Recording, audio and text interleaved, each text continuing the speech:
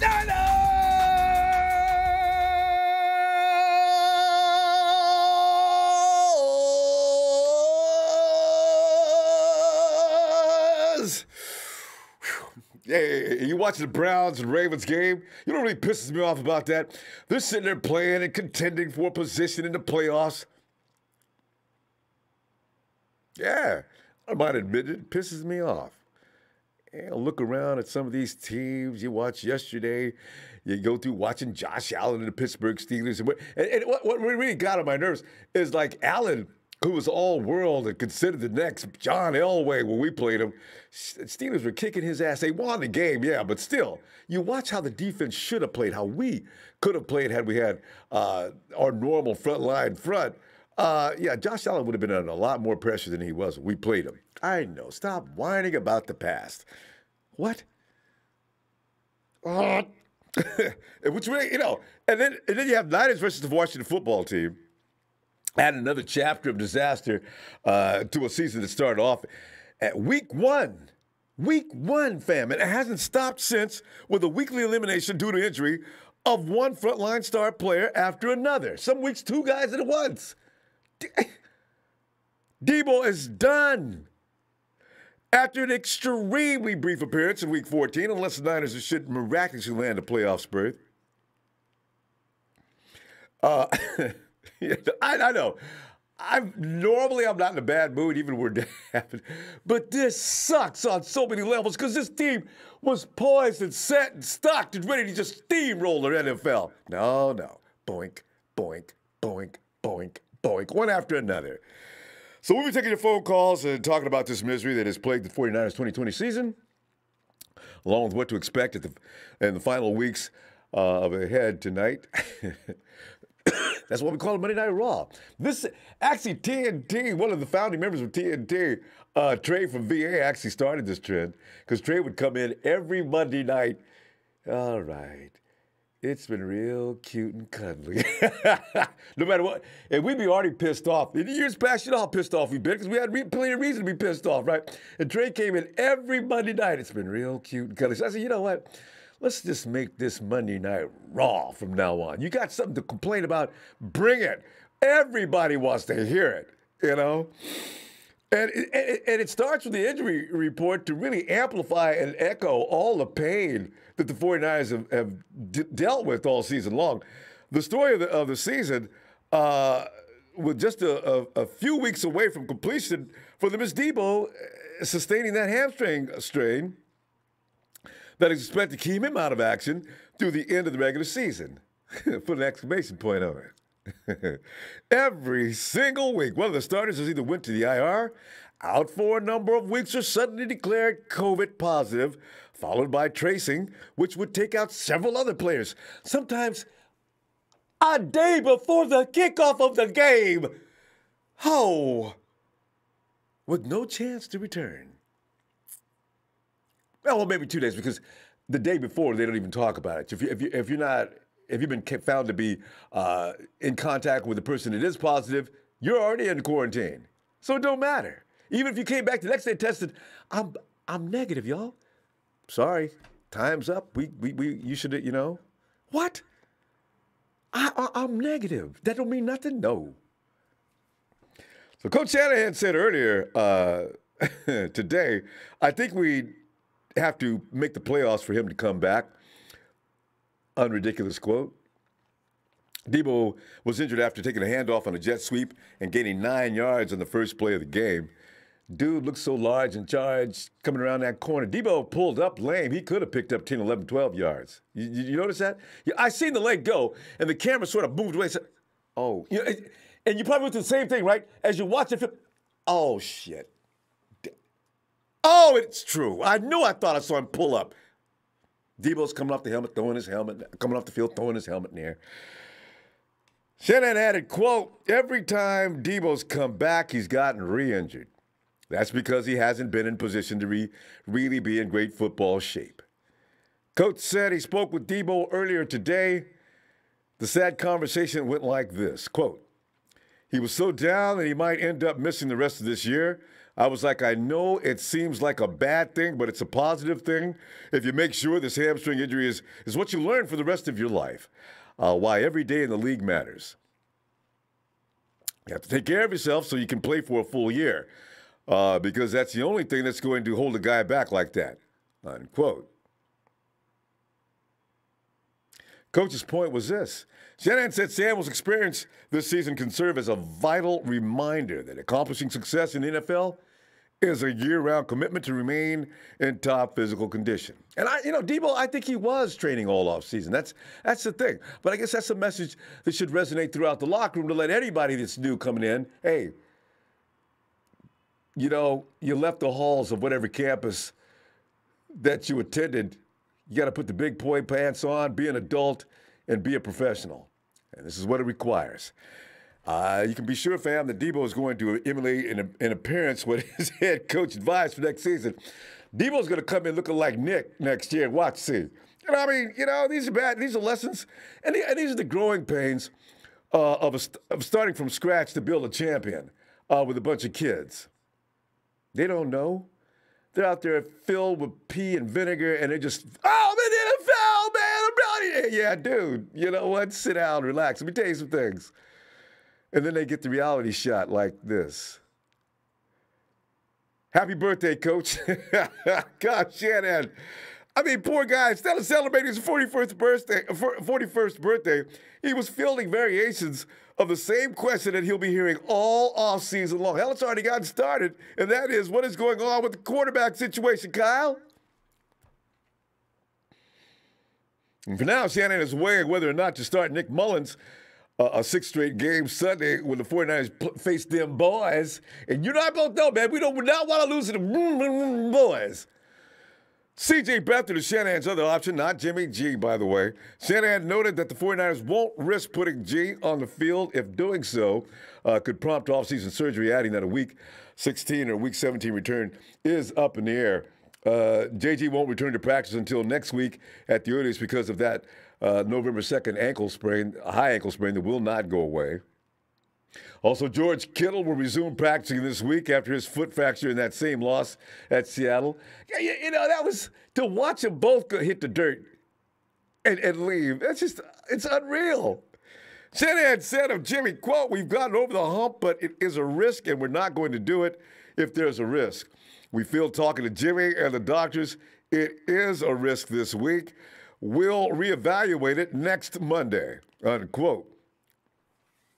So this week debate centers on whether to sit Mullins, who's fumbled 7 times, lost 3 of them, and had 10 passes intercepted. The question has been brought up many a time about veteran Josh Johnson, who is currently on the practice squad, but there's been no hint of elevating him. So no. Every day somebody wonders, why are we bringing Josh? We ain't got no more options, man. Bring in Josh Allen. So, Josh ain't coming, fam. It's like most of us thought. Josh Allen's came in to train the defense. Shannon added, quote, the way we've been turning the ball over, I need to decide if the change of quarterbacks helps or not. It's very tough to win football games the way we've been turning the ball over, unquote. Mullins' 2 turnovers Sunday, a first-half sack, fumble, and a second-half INT would return for Washington's only touchdowns in a 23-15 loss. Bam. See, this has been the case each and every game. Do you know that with all the records he broke at Ole Miss, I didn't know. Mullins had 2 more INTs than he did TDs. But he broke all of Brett Favre's records. But remember, Brett Favre was also an INT machine, too. But he's still in the Hall of Fame. I don't know. Brett is a hardcore gunslinger. I don't know. Can you consider Nick a gunslinger, though? I don't know. I don't think so. He hasn't been in the league long enough to establish that kind of personality. Or he hasn't played enough games to establish that kind of personality. Mullins' 2 turnovers Sunday, first half sack, fumble, second half interception will return for Washington's only touchdown in a 23-15 loss, which means we could have won that game. It's not all his fault. The Beathard has not started since going 1-4 and 0-5 in 2017 and 18. Shanahan said of Mullins, quote, Nick's a smart guy. He's very accountable. I'm pretty hard on him, but he's harder on himself. We've seen that. Nick loses it completely emotionally when he throws an INT. He didn't do that so much this time. You couldn't see it in his face anyway. But he's probably wearing himself out from the inside. Coach goes on to say that's why he's fun to coach. You don't have to beat around the bush with anything. He sees it, probably knows the answer because he watches on his own before I even get to him. The game is just not about knowing it's hard out there, and you've got to play well. Unquote. Meanwhile, fam, KB, who had 5 drops, how he suddenly was doing so well up until yesterday. KB owes Nick an apology, man. Some of those drives and some of those mistakes were on the back end of KB doing that. What's wrong? And that's my dude, but God, Jesus Christ, Kendrick? And coaches, and by the way, coaches are gloating over Brandon Ayuk's production either, including career high Sunday with 10 catches on 16 targets for 119 yards. He was the only guy we had out there doing any work. Jennings just pretty much pissed, period, as he's quoted saying, I know he's got good stats, but I've got high expectations for Brandon to keep improving every week. He handles himself more like a pro more than most rookies I've been around. So he's got a great future, but I still think he can play a lot better. I'm glad Shannon's going to keep that pressure on him, as long as mentally he can handle it. Because Brandon Ayuk, his upside is way up there. You talk about Stephon Diggs being a badass, Brandon Ayuk could be right with him. He took a small step back. He continued with Shannon's quote. He took a small step back last night and hoping he takes two steps forward next week, unquote. So Shanahan noted the Mullins receiving corps in general compounded Sunday's passing game woes with 9 drops. This has been the story since 2017. And see, that's why I'm always saying, before you start spotlighting the quarterback, you got to look around who's receiving the ball out there. That's not an all-star cast. Some of them are young. Some of them are just not that. Well, some of them are good, but they're just not high-end good. And if you're wondering about Jay Jennings, like everybody keeps asking about him, Shanahan does not expect Juwan to play this season because of an October hamstring injury, adding that next offseason will be key to his development. Because we all want to see Jennings and see what he's got to offer. And it's too bad, too, because I think Shannon would have brought him out, especially since we sustained Deebo's injury this past Sunday. Bring him out there and let's take a look at it. And for no other reason, for our entertainment to see what we have going forward. Because Jalen Hurd, man, Jalen, can you please somehow get through preseason and into the season? Wow. Dang. It's just really weird. So, fam, anything you want to grieve about tonight, you want to talk about yesterday's game, jump on it. You want to talk about getting rid of Jimmy, I don't care. Just whatever you want to do. This is Raw. Whatever it's on your mind, we want to share your pain and misery and add some of our own pain and misery. It's Raw. Let me put on my ears. Hey, Jay. What's up, Ronbo? Jay, man, it's like we're back in time. The time machine rolled us back to the days of pain and suffering. But Jay, at least we ain't got no money, which makes it even more scary. But at least this team is so well stocked. The personnel is there. If we could just stop with the MIA. But wait, what are you thinking? Man, we just got to work on that offensive line, man. Like, our best pass protector is out for the season, and that's George Kittle. He's better than Mike McGlinchey. I know, ain't that the truth? That's such a good point. It's George makes for the run game and the passing game. Yeah. Yeah. And, that's what makes it so hard and so frustrating that our tight end is our best pass protector. And that's sad. You know what I'm saying? I really think we should fire our offensive line coach, get somebody who actually played in the league, know how to teach as well. You know what I mean? So yeah. I think we should get Joe Staley, see if he wants that position, and try to see how how good of a coach he is, and they work together and try to get this line back. Because even if we get a rookie quarterback or somebody else, they're gonna be in that same boat because we can't pass protect. You know what I'm saying? And that's if you can't do if you can't do that part, man, they're gonna put 8, 9 to people kill in the the 49ers box. and kill them. You want to hear what Matt Mayoko said to freak people out on KMBR today? Matt says, I'm going to duck before I say this, but you are probably going to have Brunskill at center next year, and Mike McGlinchey, who's a great run blocker. They like McKivitz. The 49ers probably aren't going to do a lot about that offensive line other than pick up somebody maybe in the 5th or 6th round because their priorities are listed as cornerback, quarterback, and safety. Otherwise, right. Yeah, see, that's what's really scary. And we need to throw in a pass rusher in that draft as well. Oh, right. You know I'm sorry. No more wide receivers. It's not offensive line. You're right. It's pass rusher. Exactly. Yeah, because that's what we're lacking. You know what I'm saying? Ever since Nick Bosa went down, and I don't know what the hell is going on with D Ford. So yeah, but I think they need to get finished. We need to get a pass rusher. We need to fire that offensive line coach. Get somebody who actually knows the position, who can actually teach, and we can get these offensive line to learn some techniques and new techniques. Keep their hand high. Just know how to. If you can do the passing, then you can learn the zone blocking. You know what I mean? I think Kyle could teach that. It's just we're just pathetic on the offensive line, and that's sad to say because that was pretty much our strength last year. They was actually doing decent.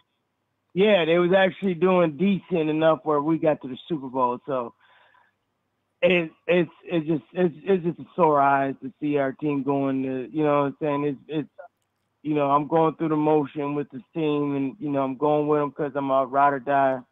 But it hurts. It hurts to see my team play as bad. And Nick Mulligan, Nick Mulligan, he's got 10 touchdowns, 10 interceptions. He's a turnover machine. And and it's not all Nick Mulligan's fault. It's half him and half the offensive line. The dude's scared for his life. He's just throwing in triple coverage, double coverage, just trying to get the ball out of his hand.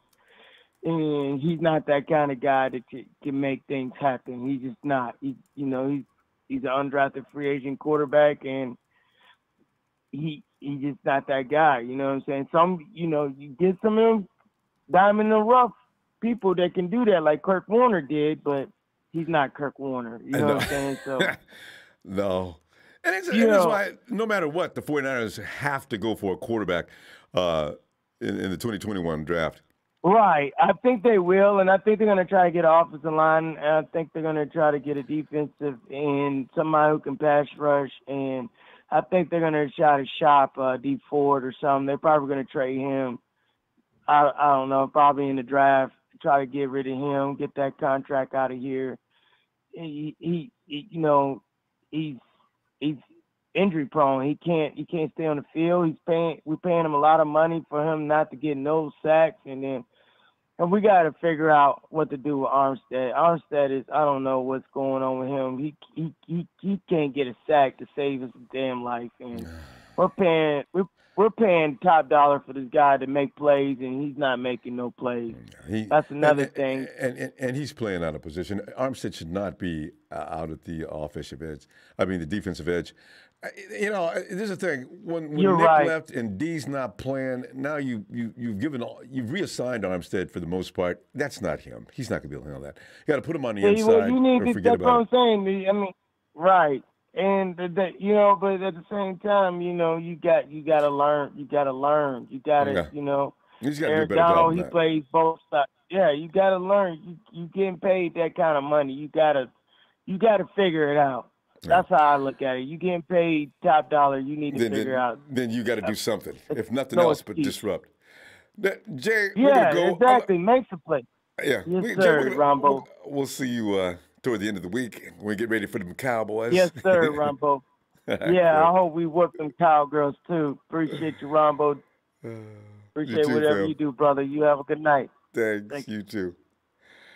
Yeah, hey, if you're on the chat, there's a star cornerback that's going to quit the rest of the college season to prepare for the draft. I saw that name. I said, uh-oh. There you go. If he's around when the 49ers pick, and I got a feeling the 49ers, if they lose to the boys, they're going to be picking it. Right now, the 49ers, I think, at number 12 in the pecking order. That kid that said, I'm through with college ball, I'm getting ready, his resume is killing. He'd be number 1. Just saying. It won't be who you think. It'll probably be that cornerback. Hey, Norm! Come on in, Norm! Yes, Niners all day. Oh, who turned the lights on?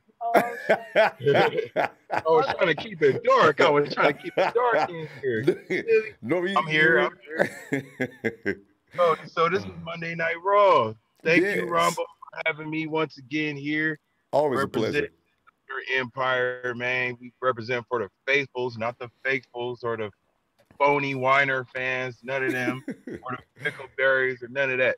This is for the faithfuls out here that's been rocking since 91. You feel me? Yes. See, I'm not one of those fans that be like, we got 5 rings, because I only seen one of those 5 rings. I know, right? And I'm anyway. Speaking of that, one thing that I had to remind myself this morning is that, I'm representing the 2019 NFC champions. Because they don't look like that right now. I mean, they look like they defending next year's NFC title. Like, I don't get it. Like, what y'all doing? But, it's right now just with Deebo not going to be back for the rest of this year. It's just like, it basically is just the underscore of our season. We just banged up Niner gang all 2020. So that's hopefully next year is not going to be like, it's like I keep hearing, we got a squad. We just got to get everybody healthy back together again. And we ain't going to be able to see that until next year. So Norm, you say that, and watch us lose. There's no such thing as people. We're going to lose somebody else between now and week 17. Watch see. No, I'm talking about as far as free agency goes. As far as free agency goes, you got to think about like a lot of players that's there right now in the squad. Ain't going to be there next year. It's going to be a lot of switching going on in the free agencies because of the salary cap. So ain't no telling. So this revenge tour, I'm telling y'all, it's going to be another year. This revenge tour is not going to be a year long. We still defending the NFC title, but we're not doing a good job at defending an NFC title. I just want to say that on behalf of even the haters that watch this channel, y'all can get a laugh at this too. Okay, this is the Niners. Loving it too. These Niners are not doing a good job defending an NFC title, and I understand why Kyle Shanahan is pissed. If you need me to go up there and pump up these hands, I'll do it. You know what I'm saying? You can pay me about $25 an hour. I ain't tripping. It's good. But you know what I'm saying? That's all for this season, for them to win next week and the week after that, it'd be cool to see. But for now, I'm just like, I'm in mourning right now. I'm in all black right now, just in mourning for just how the team is right now for the whole season. Just the team got banged up. By a whole bunch of stuff. So I owe the haters, a little crow, because I was the one. I'm going hard, and I'm still gonna go hard. I'm pushing for a 3 game winning streak. Norm, you fool around getting the playoffs. The NFL is such a weak sister this year. That's what burns me up so bad. Ain't nobody blazing, tearing up the league, no domination. Do you know that Tampa Bay has been eliminated from possible winning that division? And look who they got. They got and the They got every Saints damn is body. right now. Everybody that's anybody. They got Tom Brady. But it goes on and on. His cast is amazing. Antonio Brown, Ron Gronkowski, and y'all not finna go to the Don't forget about turf? Mike. He's out there with that long, I can beat any coverage in the world dude as well. There's 7 teams gonna be in the playoffs this year, and y'all still gotta bet. And the Niners still. What? No, that's what I'm saying. What if we would have been healthy this year? We'd have been laughing at the rest of the NFL. Laughing at them. What y'all gonna do? Man, we got this. We ain't no point playing the Super Bowl. We're just playing for entertainment. Just playing.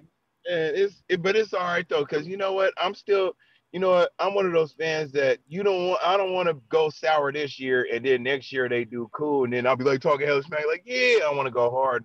You know what I'm saying? Regardless. I don't want to be that. I don't want to have no Fickleberry in my system. No. Everybody's gonna get reminded of what they said in 2020. You watch. I tell you, it's okay though. You know, I'll eat crow in a minute if I say something wrong, and things come out right. Well, I'll own it. Oh my! And this is my crow for that, but at the same time, this is a crow that I'm gonna let y'all eat. You feel me? I'm gonna let y'all eat the crow I'm making because for these 3 weeks I'm going hard, and I see some Cowboys fans in here. Oh, you know they be here. They got plans on whooping us.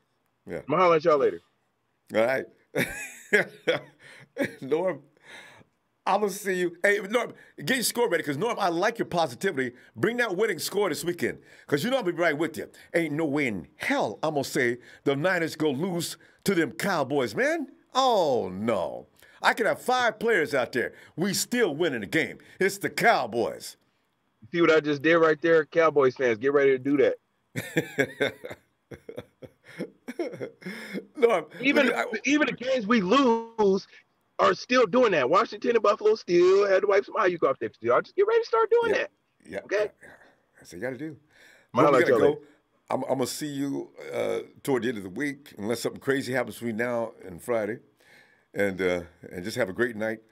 Norm, catch Niners all day. That's Storm and Norm. Huh? Niners all day. Norm 2 Niner Empire. Shout out to Ronbo Sports. Let's get it in. Night, Norm. Hey, Colt McCoy is a Seahawks daddy. These haters worry about us than their own damn team. LMAO, what clowns. Yeah, we always have to accommodate these people whenever we're having this kind of season. You can't find them like last year. Is that Warren? Damn, Warren is really out, ain't he? Wait, let me hear one more. Warren is something.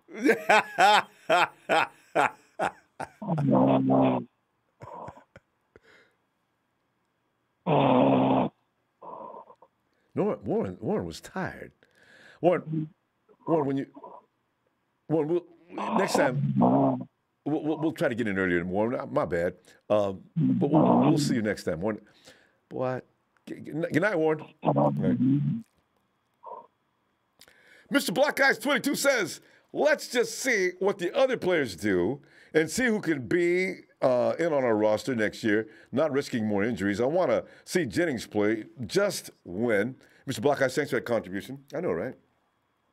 So no matter what, you want the losing is really annoying. You dedicate your Sunday to your team. They got to win some of them. Come on, man. We won 5, but can that please give me 2 more? Down. Ronbo, what's going on, brother? Oh, Dave, it's Monday night, and it's as the once legendary Ray Charles' epic song went. Well, it's crying time again. Dion, you know, put some perspective on this in Dion fashion. And Dion, you know how you make us feel good today also? Don't forget to imitate. I meant to ask you last time we talked to do the Javon Kinlaw when he made that INT. Go ahead.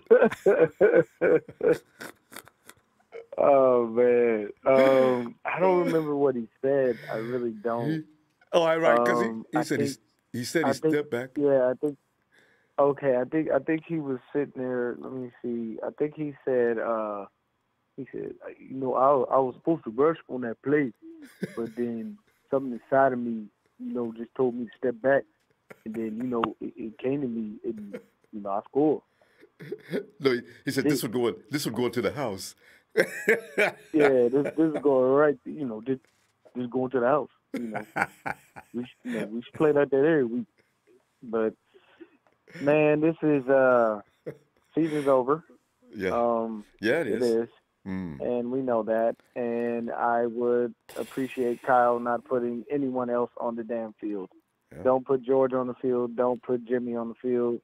You might as well just leave Raheem on the sideline too, and just let him heal up. This season is over. The only way that we get into the playoffs is by some god awful Mistake. play from every other team in the league that is in our way, i.e. the Cardinals, the Vikings, the Bears, and I think there's another one. So basically, long story short, we have to have them lose every one of their games, and we have to win. Yep. And then, if I'm not mistaken, I believe the Bears and the Vikings play each other. So at a bare minimum, we have to have them tie to be able to squeak past one of them for the 8th playoff spot. Like, it's over. And my thing is, the rest of this season is just going to be auditions for everyone. As you can see, we're figuring out what we're doing with Colton McKivitz, and I think right guard is going to be his position. We're screwed at center if we can't get Grossu to play because Daniel Brunswill's got a shoulder strain. What? I didn't even hear about that one. We're yet. playing. And by the way, do you know anything about Fred Warner? I forgot to. How's Fred? No, he's fine. He's fine. Oh, he's that fine. Was concussion. That was concussion no protocol, stinger? but he's okay. Okay. Nah, he's good. All right. Yeah, because when he went down, he was grabbing up by his collarbone, and me and John V were watching, and we freaked out. We were like, God, not Fred. But, I mean, with the way the season's going, it wouldn't be a surprise if something had happened to him. But no, I know. For That's why us, I want the to rest sit of the it season, down the rest of the season. Yeah. But who's going to cover for him is the thing. Flanagan Foles? And for me, I say this. I felt like Kyle was throwing the game because his excuse for keeping Nick in there was Nick led them on a touchdown scoring drive. Yeah. Ronbo, guess how many possessions we had that game offensively? God, I don't even know. We had 16 possessions, Ronbo. Oh, man. 16 times we had the ball. 16 times on offense. And out of 16 times of having the ball, we had 15 points. That's almost 1 point per drive. You can't even score 1 point in the game unless it's your extra point. Yeah. Pathetic. This is just, it's a real pathetic showing of the offense. And to be honest with you, here's the thing. I love me some KB. But bad KB showed up where he was dropping the ball. You know how I feel about it. Made me mad as hell as well. I said, KB, man, what the hell are you doing, man? And Brandon dropped a couple of balls too. Pissed Kyle off. He expected more from him. Here's the thing. Though Deebo has been injured off and on, what I tell people all the time is you have to remember something. Kyle and John love drafting injury-prone players. Deebo had an injury history before we drafted him in South Carolina. This is a fact. I know. So we got lucky last year. We got lucky last year with him staying as healthy as he did. And like I said, it's never nothing against these dudes, but that's what they do. They draft injury-prone players. Next year we have 41 free agents, Ronbo, 41. And out of those 41, we're probably only looking to keep about maybe 15 to 16 at a bare minimum. And did you, last time we talked about this and you gave me that number, didn't you indicate to your thinking that we don't need those ones that we're not keeping? I've got to go back and look at that too. Look at it like this. Yeah. We have, so at center, here's our biggest issue. We have a center that we're paying that's never on the field. Oh. So If you're smart, you cut Yes. your losses. You cut Weston Richburg, and you know what Yes. you do? You go with Ben Garland, and you keep Daniel Brunskill as a backup. If you're tired of Mike McGlinchey, you go ahead and you cut him off, and you put Daniel Brunskill as right tackle. And you tell Colton McKivitz, you played enough last year, you got enough experience, now's your time to show us what you got. And you figure it out. But you can pay Ben Garland pennies on the dollar, and he's going to be way cheaper than Weston Richburg. And you save money that way. That gives you more. That frees you up more money to get other free agents that we have that we want to keep signed, i.e. K'Wan Williams and stuff like that. You want to keep Jason Verrett. You know what I'm saying? You want Kerry Hyder to stay. You know? But there's one key free agent that I will continue to reiterate this, that needs to come home. And he scored a touchdown this weekend. His name is Alden Smith. Yeah, I know, right? Bring him home. That would be. Bring him home. Yeah. He's fine.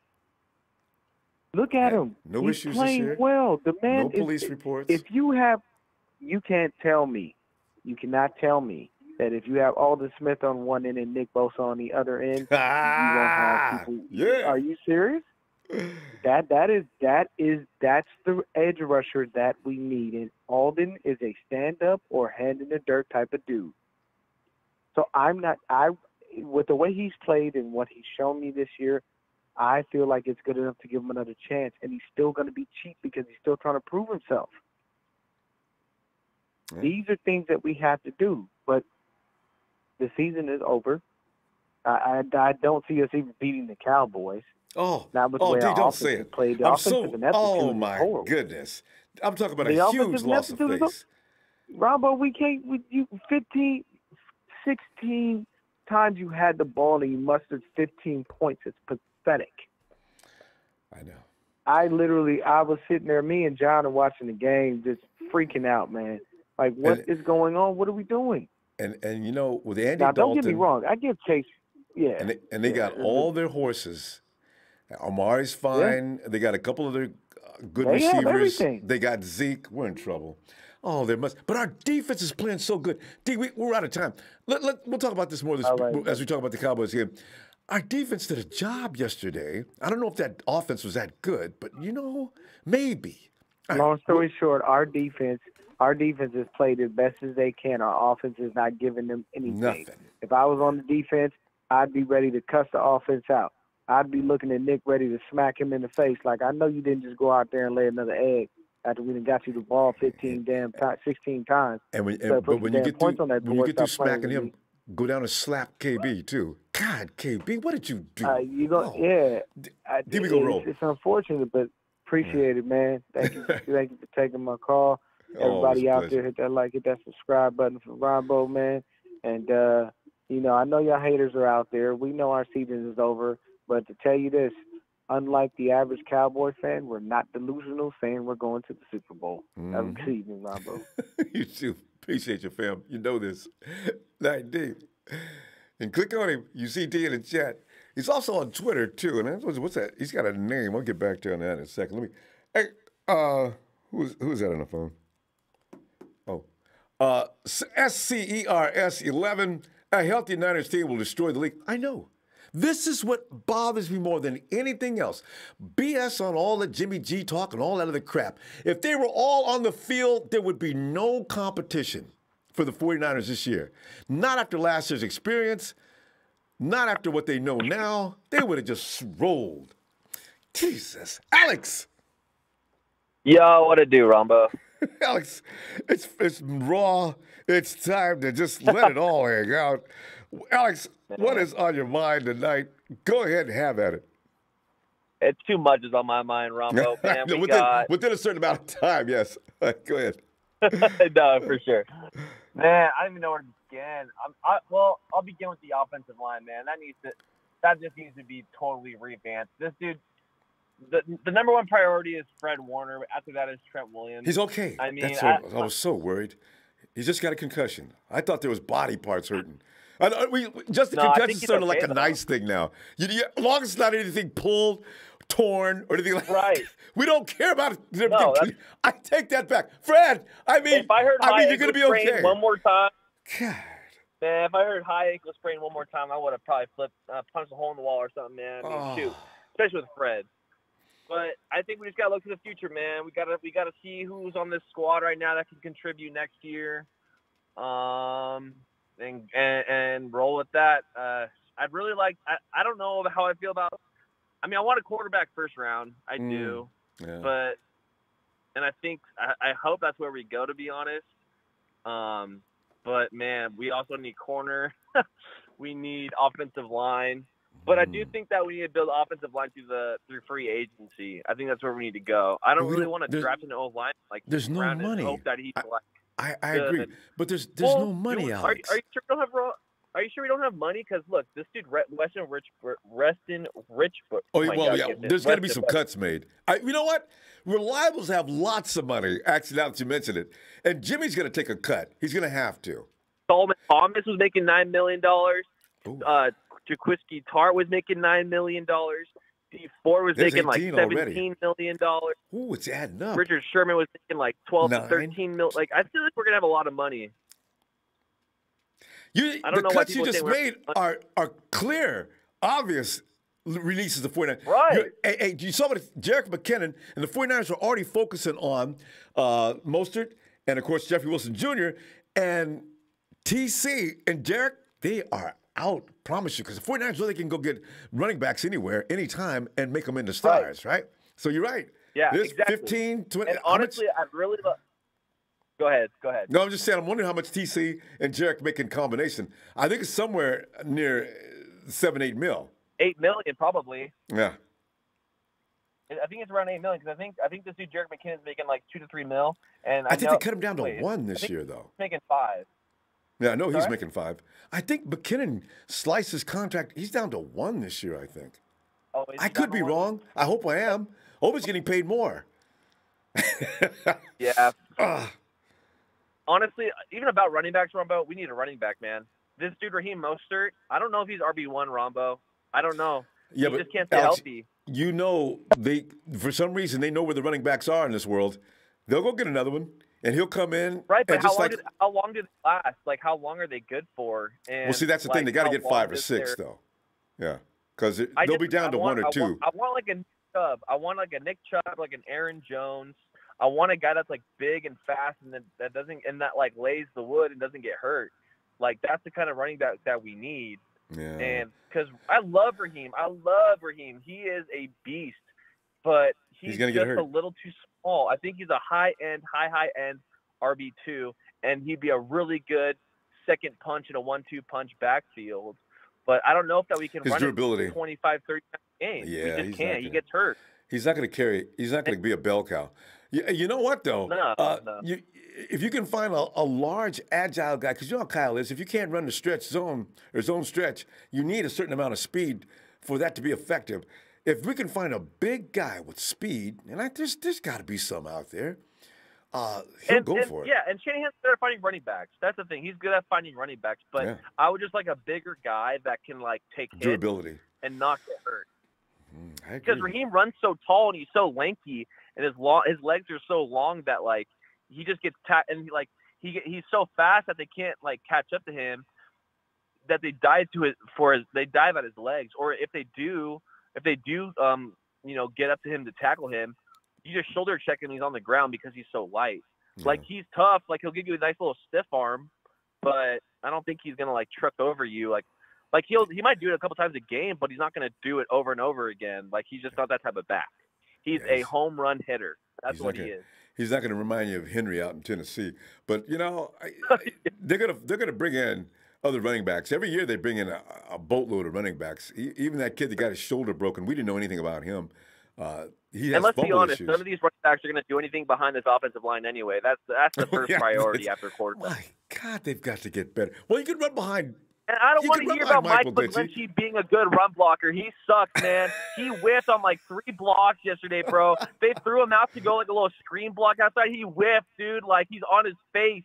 And I'm just like, man, this guy cannot do nothing, man. Alex, you know what? I don't want to hear that he's good at run blocking. He's not. Well, not. The thing is, I think that George Kittle is underpaid. Nobody realized how important George Kittle is until this year. We knew how good he was last year, but this year it really got blown up. I mean, magnified a million times. We can't run.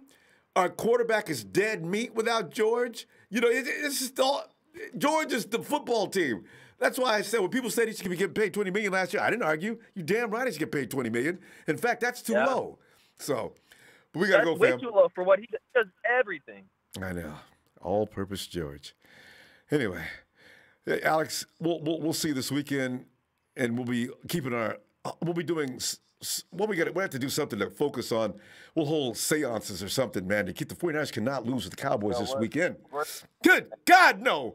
Oh, all right. Anyway, see you this weekend. All right. Well, hey, it's Niners. It's red and gold, bleeding red and gold all day, every day, man. And we're in it forever. That's what faithful is. Mm. We just can't catch a break, man. We always have like good stuff going. We can't ever sustain it, man. So let's hope next year we're healthier because, man, we thought that 2019 injury was bad. Shoot, man.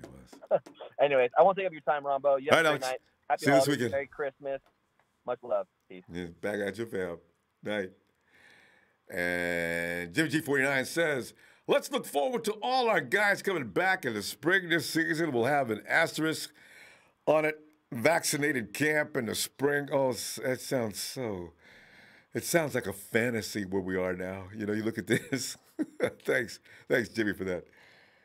And Dollar Bill Will. Ronbo, what's up, man? What's going on with you? You know, it's Monday night. It's time that we spotlight what we don't appreciate. And I tell you, KB, every time I thought about it after that game, I said, you know, KB, man, I stand up for you all the time, man. You really, what did you do? You missed how many times? I didn't even know. And then I saw the record, 5 clear misses. I knew it was a lot, but I didn't know he had 5. And then the one he got right, McGlinchey went over there and held. One big sparkling play, McGlinchey held. Bring it back. Man, look, man. I didn't wash my hands this season, Ronbo. All I want to say is shout out to the San Francisco 49ers defense, man. Y'all gave it y'all all this year. Just finish strong these last few weeks, man, as we wrap this 2020 season up. That defense, even if Solid does lead, that defense is still going to be one of the best in the league, top 5. My opinion, going into next season, whoever they get, the most likely gonna go. Yeah, most likely it'll be somebody in house or probably somebody outside the organization that runs the same scheme. But we got a load of talent on defense, so I'm not worried about the defense. So shout out to the San Francisco 49ers defense. Ken Law, I knew you was gonna come in and do your thing, and you only gonna get better next season. So shout out to him. I ain't no telling what it's going to do between now and week 17. That boy is getting better and better. Absolutely. Now let's go ahead and get into this bull crap that we got on the other side of the ball called the offense. It's this offense need prayer. They need a priest. They need a priest inside that locker room. Something. Because I don't know. It's just crazy, man. I mean, I understand the COVID and the injuries and all these players can go through their proper off-season, exercises or activities to get ready for the season. But this is straight up ridiculous. I'm so tired. Deebo Samuel, first play of the game, Deebo runs in the round and bam, he holding his hamstring. I don't understand. It's the medical staff. I don't think the medical staff is good, Ron, but I think they trash. I really do. I think they need to just go ahead and get them out and find somebody else. I mean, it just don't make any sense, man. Every time we play a game, somebody leaves the game hurt. Each and every week. Each and every week. It doesn't make any sense. I just don't get it, Ronbo. I mean, it just boggles my mind. And the offensive line. Oh, my goodness. They like what's that little movie? What's that movie called? The little kids used to play baseball and they sucked every game. The Bad News Bears. Bad News Bears. That's them. Look, Mike McGlinchey, I'm gonna tell you this right now. He's that blonde-haired kid. Remember that blonde-haired kid in the Bad News Bears was always fighting and getting in altercations with everybody? That's McGlinchey. Yeah. McGlinchey, you right now, you the sorriest offensive tackle in the NFL. Mike McGlinchey, you can't even block COVID, even if you had the vaccine in your system. You that sorry. You sorry, man. I mean, there was a play in the game that could have brought us back into the game, to make it a game. You just let the guy go by and get the quarterback back, man. And he tackled him and told Kendrick to bring that ball back here. Look, Mike McGlinchey is he's not a first rounder to me. I think we missed on that pick. He on that draft pick. He is not good. I want him off the team. I think Bronco to me, I think he's good. He needs to stay at the right guard. He earned that position. When you 2-0 against Aaron Donald, you earn that position. If you can be 2-0 against Aaron Donald, you can defeat all the other defensive tackles in the NFL. So Bronson needs to stay where he's at. I think we need to go free agent from the center and the right tackle. The right guard to me is fine. If you keep Bronson there, that's fine. But the center and the right tackle, we need to address that, Ronbo, either through free agency or the draft. We really do. Trouble is, if you got a good tackle, ain't nobody go give you nothing. Ain't gonna give you no tackle. It's like they're not available. If they're good, they're already on a team. You have to get lucky, like we tried to get with Mike McGlinchey. Like I told you before, Ronbo, he's a football field prostitute. Everybody gets a turn on him every week. I'm talking about you got defensive ends doing phone conversations on Zoom, from all different teams talking about Mike McGlinchey. Who got Mike McGlinchey this week? I do. Oh, you gonna have a part it ain't my turn. Yeah. Hey, look, I'm gonna do him raw. You know. I mean, it just don't make any sense, man. They do them every time with no condom on. They do it every time. He's he sucks, man. Shannon already said he's too light, and they're gonna have some conversations come soon as the season ends about that situation. So I went at him on Twitter. I told him how sorry he was. I don't know if he blocked me yet, but he gonna see it. He gonna block me soon. But let me. I'm gonna get off Ronbo. But one more thing. Like I told you last night, John and Kyle really gonna have to sit down and address this roster, man, because we got a lot of free agents gonna be leaving. We need to go ahead and get all these core players and find a way to get this money. Like I say, Jimmy G, he needs to restructure. If he stays, he needs to restructure. Or if not, they need to go ahead and get a quarterback in the first round, let him sit behind Jimmy G for 1 year so he can learn the system. And if Jimmy G doesn't perform, they'll get rid of him and put that rookie in there and see if he can do it. They got to get a quarterback no matter what Jimmy G's doing. And Jimmy's got to get it. He's got to take it. You know what, Jimmy? You can approach him like this, Jimmy. We realize, you've got it. You're the highest paid quarterback as far as cap hits go in the NFL. And we're not saying anything about your value or anything like that, but what we want you to know, we're going to need to keep some players to go back to the Super Bowl if we're going back. And you're going to need, I'm going to give you the list of guys. This guy, I don't know who they are yet, but he's going to say to them, if you want them to stay and help you, and remember, these guys have been loyal to you forever. You take this cut, we can keep them, and we can get back to the playoffs. What do you say? I think he'll do it. Be a team player, Jimmy. Be a team player, man. Hey. I mean, they obviously believe in you, man, because I really think they're going to keep it. Me personally, I mean, I really want them gone, but if they keep them, I'm not going to be mad. But I want the 2017 Jimmy back. That's who I want. I want the guy who came in when he just came in and won those 5 games. Running that offense, I know. Won 5 straight, and we win more with him. He's got leadership skills, and the team does follow him, and they're going to look at that. So, but let's do this tomorrow. Oh, no, this weekend, I guess, toward the end of the week. And what am I talking about? We're only in this is Monday Night Raw.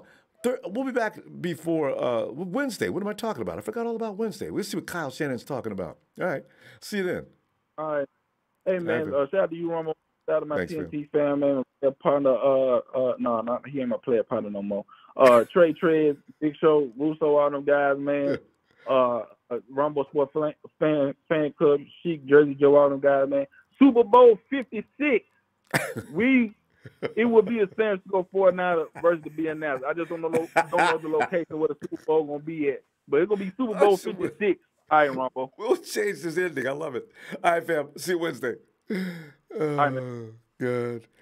And Guerrero, he says, hey, Ronbo, we lose all our games. That way we can get our first pick of the draft. Well, you know what? It's Cincinnati Jets. They definitely got the first 1-2 picks pretty much on lockdown. The Jags are in there. We're riding around number 12. If we lose to the Cowboys, we roll up a spot, I think. By the way, it's the Shant Club, Dion's Twitter. Dion's just the Shant Club. That's THE, of course, SHANT Club. All one word, the Shant Club. Hey, Clarence. Hey, Ronbo. How you doing, sir? Well, terrible, Clarence. I mean, it's funny. You can't ask a 49er fan that question right now, you know? I know, right? I mean, you get beat. It's like back in elementary school. Clarence, I don't know if you got bullied or not when you're in elementary school. I did from first grade to about third grade. Then I got pissed off. But see, I got bullied almost daily, and my life was miserable. I almost thought I needed therapy. But, my parents weren't about to do that. They just told me to man up. So that's us right now. Getting bullied, beat up. Well, what are you thinking? Man, I rewatched the game last night because I was going, wait a second. The defense held the Washington team to 3.1 yards per play. And we lost, and so I had to watch the game again. And it's like, I looked at it like, man, come on, Nick, what the? And I watched it. I watched it pretty decent. And what I saw in my observation is Kyle's putting him in a decent position. They're just not executing. Like point blank period, they're not executing. Oh. And I know you love Kendrick, man. I know you do, but man, I don't know if he's gonna. No, don't worry. I don't know if he's gonna be. Kendrick pissed me off royally yesterday. I'm Kendrick. Jesus, what are you doing? I don't know if he's gonna be on the team next year, my friend. I don't know if he's gonna be on the team next year. Nah. Like that, we've given him plenty of chances. Like I said, him, Trent Taylor, all the guys that were there, 2000, all the 2000s gone. They need to, Deebo, Ayuk, Kendrick has Kittle. One more game like that, and you're right. It could be assured that Kyle's gonna say, "Listen, Kendrick, you know what? We're gonna let you move to maybe a place that you can maybe flourish a little better, and then that's goodbye." He's gonna have to. Kendrick knows better than that. You can't have those kind of. What was he doing? What was he thinking? Focused, Kendrick. Hands, ball. Watch the ball into the hands. Oh. Five passes. Come on, man. This is NFL football. Come on, you got to catch. That's your job. I think you get paid for. Anyway, that's another story. So then watching again.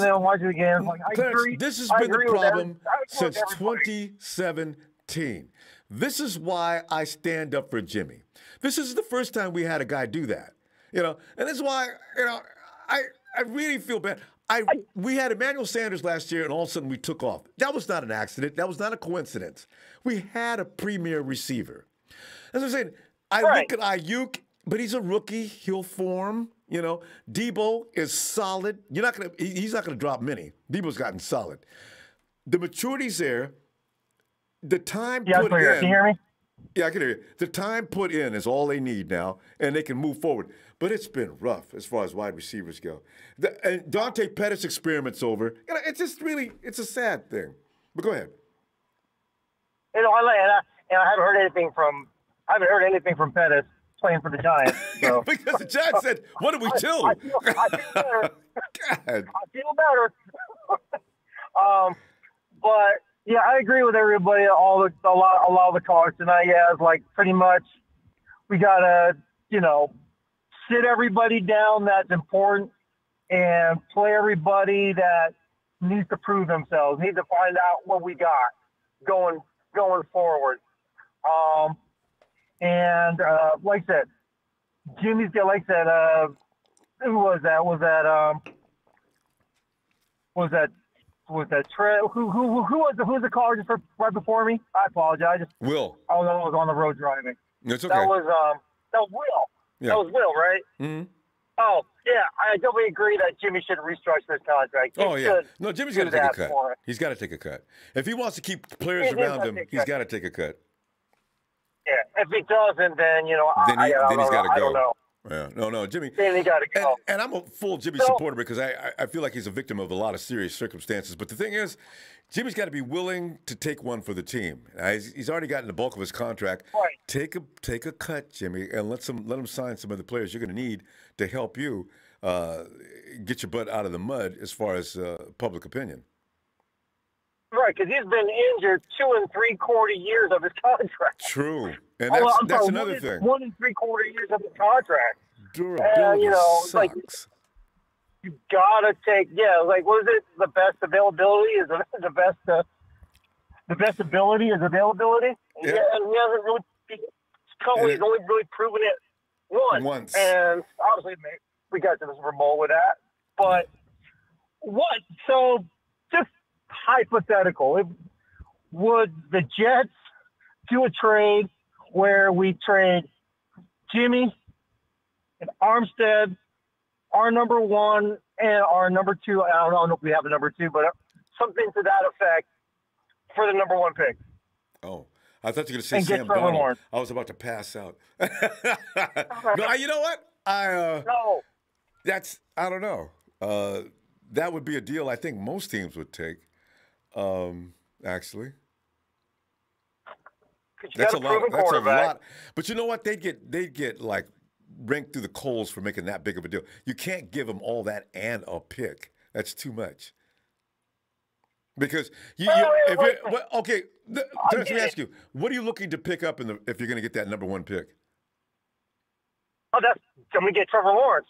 Okay, what if Trevor comes into the NFL and isn't all that he appears to be? Because this has happened so many times. Right. It happens year after year. Then we get ripped over the coals. Right, yeah. Exactly, yeah. Right. So that's why I said not 2 number 1. Yeah. So. No, I get it. It's a scary thing. Quarterbacks in the first round are always a big risk, but a lot of times they pay off. But more often than not, they're not. And that's the thing. The 49ers haven't done that in a long time with a first-round pick. And they may change their mind this year. I don't know. But, But that's too much to give up, though. It's definitely a lot to give up, for sure. Is. Clarence, we're out of time, though. Let's see you Wednesday, okay? Are we doing Wednesday? We're definitely doing Wednesday. I can't wait to see what Kyle's got going on then. As long as COVID doesn't go and prayers out to Fred, and hopefully it's only a concussion, right? That's what I heard? That's what I heard, yeah. All right, brother. You take care. Clarence. God bless you. Be safe out there. Thanks, wear your mask. And to you, too. Take care. Night, Clarence. Bye-bye. Guerrero. Hey, where's Mike? Forget about Hey, Guerrero, you missed him. He was in here yesterday, actually. He's okay. And Bobo says, hey, guys, thanks for the contributions, by the way. Revenge Tour continues into 2021 and will not stop until we fly championship banner number 6 over Levi's Stadium. 49ers Dynasty will rule again very soon. And I think it has a lot to do with the guys. You know, as I said, since 2017, starting from scratch, it is going to take time, and I think we should have expected it. Last year was more of, wow, I still don't even understand what happened last year.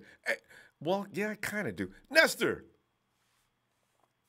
Ronbo, what's going on, bro? Nestor, man, we're griping tonight and we spent a lot of time griping this year, you know.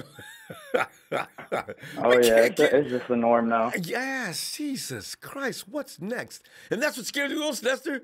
What is next? Fred Warner laying in the dirt, looking like he was seriously hurt. How many people's heart stopped beating for a split second? Damn. Oh my Get up, Fred. Oh. What are you thinking? Oh, yeah.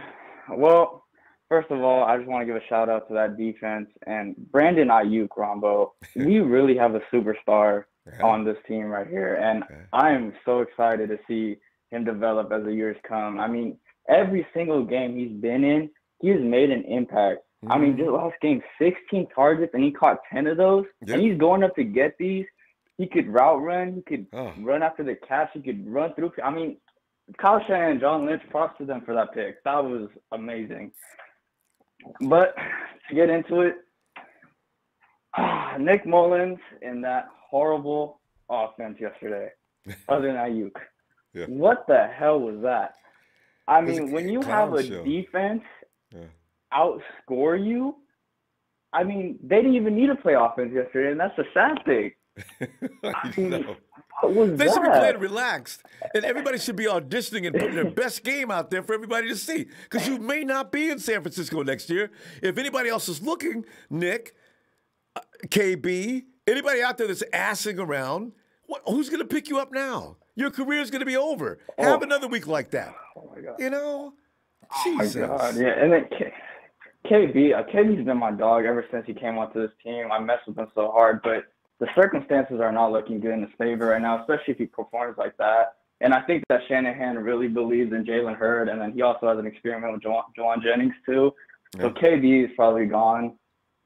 But one other thing, I really don't want to hear this Jimmy G slander no more until next season or until the Niners figure out what to do with him, because this is not fair to him. Yeah. It's not fair to him. It's not fair to the whole organization because, look, I mean, Jimmy has not been healthy at all this year. And, yeah, he's playing behind a horrible O-line. He's getting hit every time he throws the ball. He's got Deebo and one receiver, no George Kittle. It would be a joke, you know, and everybody be all over Jimmy, no matter what. It's Jimmy's fault. You know, even though he's out there with a crippled team and everything's turned into trash, I don't want to see him out there again this year either. Exactly. And, I mean, like you see Nick Mullins yesterday. I mean, if you see a quarterback in a quarterback-friendly system perform like that, and I understand people last year were saying, oh, it was our defense and our running game that carried us on offense. Well, you still need a quarterback to run those plays, run the system. And as far as I'm concerned, we were winning with Jimmy, and we're not doing it with Nick Mullins. And I'm afraid that if we draft a QB in the first round, it might be the same thing. Yeah. And so, yeah. See, that's the thing. One thing Jimmy does do when he's available is win. Now, the bad thing about it is, boy, Jimmy goes down easily.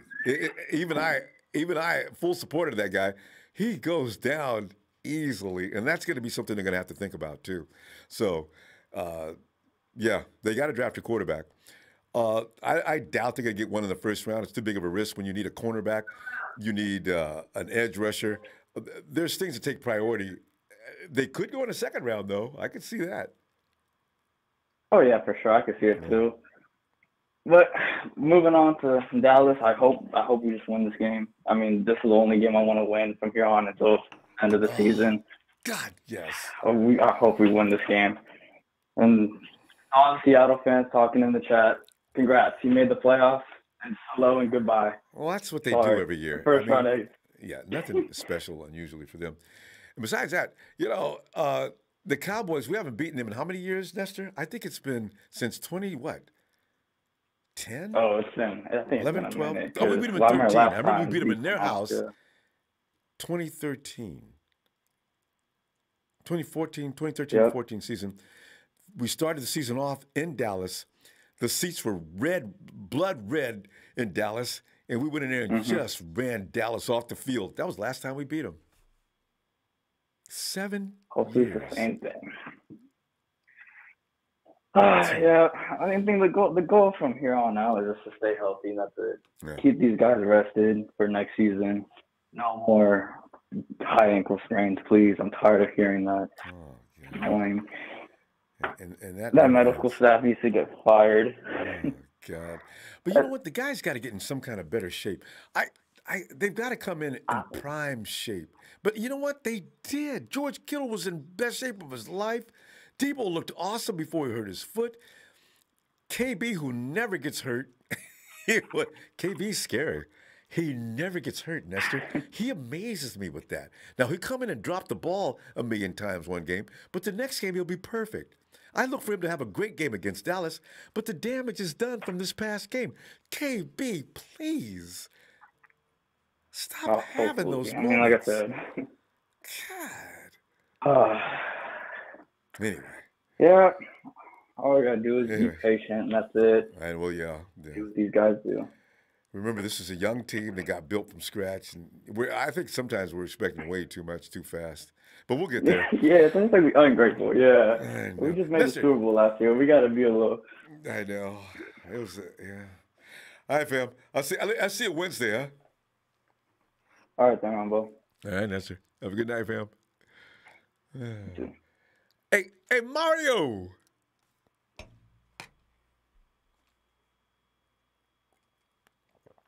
Mario. Hey, what's up, Ronbo? Mario, man, sit back here crying about the 49ers messing up. And that's what we do on Monday Night Raw. We complain about the 49ers. Especially last year, there was no such thing as Raw. We had a couple of times, but this year, it's every week. So here we are again. What are you thinking? Man, I feel like I know for sure that.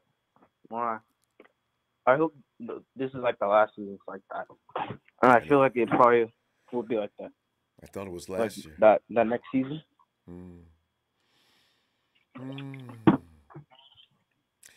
And Mario, these guys got a huge job. The management people, they got to figure out who to keep and who they're going to let go, who they got to save money, where they going to get this, where they going to get that. It's rough. Man, like I don't know. Maybe they could be like the Chiefs and just like get money out of nowhere, just sign everyone.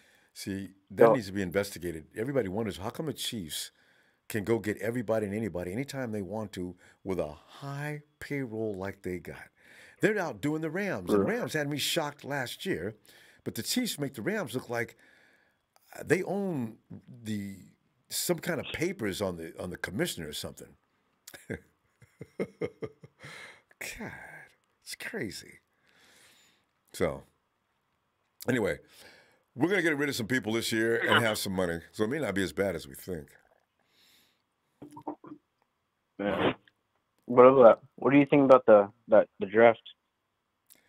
I really, you know what really bothers me about the draft?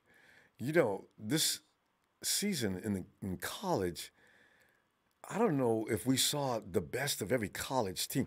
I'm kind of worried that if you saw somebody really look good, it may have been because pretty much the college football kind of weak this year. So you got to be careful. I feel like that means there'll be a lot of like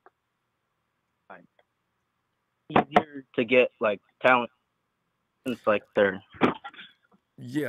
what's it called? Yeah, this is the year. Don't be fooled by everybody that's coming out of college this year because it wasn't the same atmosphere as usual. And you may have seen some guys emerge. A lot of kids opted out, and you may see some kids emerge that ain't all that, but they look like it in this particular competition. You know, we'll see. Man, I feel like probably like go like center or right guard. Like once they get, I feel like they need that one more piece for that one line. Yeah, they need some backups. Some of those guys that opted out. We had one of our tackles opted out last year. This past season, there was going to be a pretty solid backup. I think he was the only offensive lineman. Do we have more than one? I don't know. I don't remember the one guy we got from the Browns. Other than that, I don't know. But, yeah. From what Matt Mayock was saying, offensive line is not going to be the top priority for the 49ers. It's edge rusher, cornerback, and quarterback. I don't know what order. Edge rusher. Yeah, probably corner and then quarterback. I don't know. I'm liking that clean book. Because the bad thing about edge rushers, man, I haven't heard about any fantastic edge rushers this year. Normally, you hear about the edge rushers all year long. When Bosa's year, you heard about Bosa, you heard about Sweat. All these guys that are looking good in the NFL right now, you heard about them before the draft. I don't hear any names. Yeah, I don't hear any names. Yeah. But if they do get an edge rusher, that'll definitely like put them over the top. if you put them together with like Bosa, Armstead, and Kinlaw, and another first rounder. Yeah. Same thing as last year. I know, right? And that That's was the like secret. That's the thing. that drove Look it at last year. Washington. Exactly. Washington's got all first round picks on their front line for. That's what you do. That's why quarterbacks who can't get rid of the ball quick anymore, they're dead meat.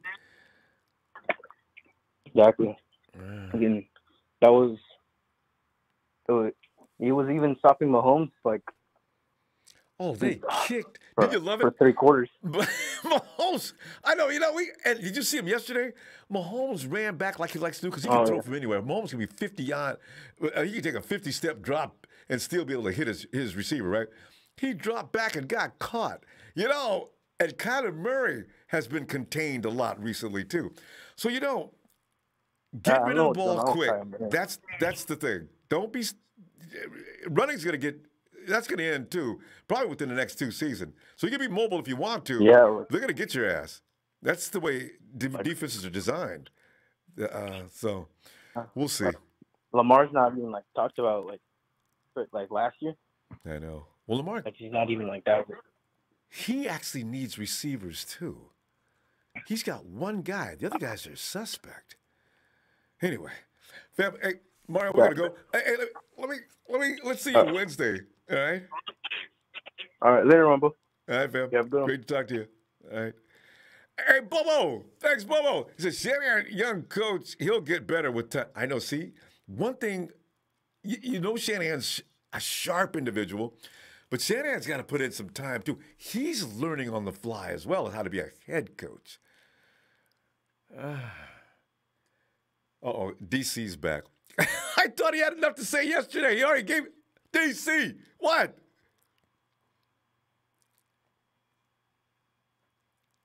$202 DC. Calling once. Twice. 3 times. He's out of here. 718. Oh, 9 of Mike. Forget about it. Mike. Hey, Ronbo, what's going on, Ronbo? Oh, Mike, it's Monday night. Are we Time getting to let raw it all yet? out. Are we getting? Oh yeah, we're getting raw. Are we getting raw here in Monday Night Raw? What's going on, Ronbo? Oh, Hey, Mike, listen, I got the list. I'm ready for you tonight, Ronbo. Go right ahead. This is what we're dealing with. All right. Okay. All right. Look, we got the Jets, we got the Jags, and we got Cincinnati. That's going to be the top 3, Ronbo, no matter what. All right, that's going to be the top 3. I don't know what order yet because if the Jets do win a game, then they're tied up with Jacksonville and they're fighting for that. But Cincinnati's going to be a hot 3rd place. All right. Then we got the Chargers, we got the Cowboys. All right. We got oh. I'm on the freaking phone over here. What are you doing? Come on. Get it under control, Mike. You got money on the database that I don't know about over here? We're not freaking what the hell are you doing over here? All right. Anyway, look. So we got the Cowboys, all right? We got the Panthers, we got the Falcons, and then look at that, the freaking Dolphins. You know that they're gonna get that pick from Houston. That worked out great. Wait a minute, how many games have they won? I thought they've won too many games already. No, well listen, that's the thing. Houston right now would be picking 8. All right, Ronbo, but they gave that pick to the Dolphins in a trade. Oh, so trade, the Dolphins that's are going right. to get a great pick. Exactly. Right. That worked out great for them because they were already getting better, and they're just going to keep on getting better. Then you got the Eagles, the Giants, you got the Lions, and then us at 12. All right. Now the thing is, from the Chargers at 4 all the way back to Detroit at 11, they're all with 4 or 5 wins like we are. We got 5 wins. Some of them got 4. Some of them got 5. So the reality is, if we lose out, all right, and a few of them teams at least win one more game, then we'll be looking at a top 10 pick. All right, right now we're sitting at 12. All right, but we definitely want a top 10 pick. Because let me tell you, we got to address the offensive line, Ronbo, and we got to address the secondary. Above everything else. I think our defensive line will be good once we get guys back healthy. All right? Yeah, I we really, got a lot of really guys on believe that. A lot defensive of line. people, a lot of people are hating on Armstead. Listen, Armstead wasn't supposed to be Buckner. Everybody knew that. That's why we had to trade Buckner, right, Ronbo? We had to That's trade true. him because we wasn't trying to pay that kind of money. All right, that's why we got Armstead. Armstead's not supposed to be the answer, everybody, but Armstead's an intricate piece, and when you got a guy coming off each one of the edges, all right, Ronbo, that's when Armstead becomes Lethal. more into the game. Exactly, he becomes more intricate to different aspects, particularly rushing the quarterback, not just stopping the run. So I think the future's bright with him on the inside. And then, we got the rotation of Givens. And listen, the Kinlaw kid, he's coming along, Ronbo. He keeps flashing every game. Yeah. I was kind of worried there a little bit, right? But he started off moving, slow. and that's all you want to see. Exactly. That's all you want to see from a rookie. You want to see a guy who's improving week to week. And so far, he's been doing that. So I think he's going to get fine. Now, the Hyder guy, if we could bring back Hyder, all right, and then Bosa comes back healthy, now we got our 2 edge rushers. That'll help out the guys on the inside. So I'm really not too worried about the defensive line. The linebackers, as long as we keep Fred Warner and Dre Greenlaw under contract, I think we're going to be good as far as the linebackers. Now, the secondary, Ronbo, that's why I said we need some draft picks, all right? We got to address the secondary because we're horrible out there when it comes to consistency, all right? And we got to get a little younger at the position and a little less fragile. You know what I mean, Robert? We need guys that are not going to miss 8 or 7 games a season out there in the secondary, honestly. So once we do that, I think we'll be good. You already know the quarterback. I'm not even going to get into that. I pray to God. Hey, listen, I've been reading reports now, Ronbo. I've been reading reports. See, Roger's been playing it smooth, and he's been saying all the right things. But listen, he's been there, and he knows the writing on the wall. He knows what it means when your team takes a quarterback in the first round. Okay, all right. He knows what that means. That's not a bluff. Okay, so he's playing his cards right. He's going to try to have his year and do his thing, but he's going to be available. And I've seen a couple reports. I'm telling you, when it comes to the trade, now it's going to be hard for Green Bay to want to trade him within the division, Rombo. Yeah. Okay, that's going to be hard. You know what I mean? I mean, not the division, within the conference. You know what I mean? Because then they know they're going to have to go through him to get to the Super Bowl, all right? So it might be a long shot that we get him, but I think it's definitely a shot. I don't think drafting a quarterback this year is the answer personally, but I don't think Jimmy G's the answer either. You know what I mean? Yeah, I think that's the bottom line. I don't want to get our hopes up and we all get excited and then week 2, week 3 next season, he goes down again with a shoulder or a leg or his balls or his head. I don't know.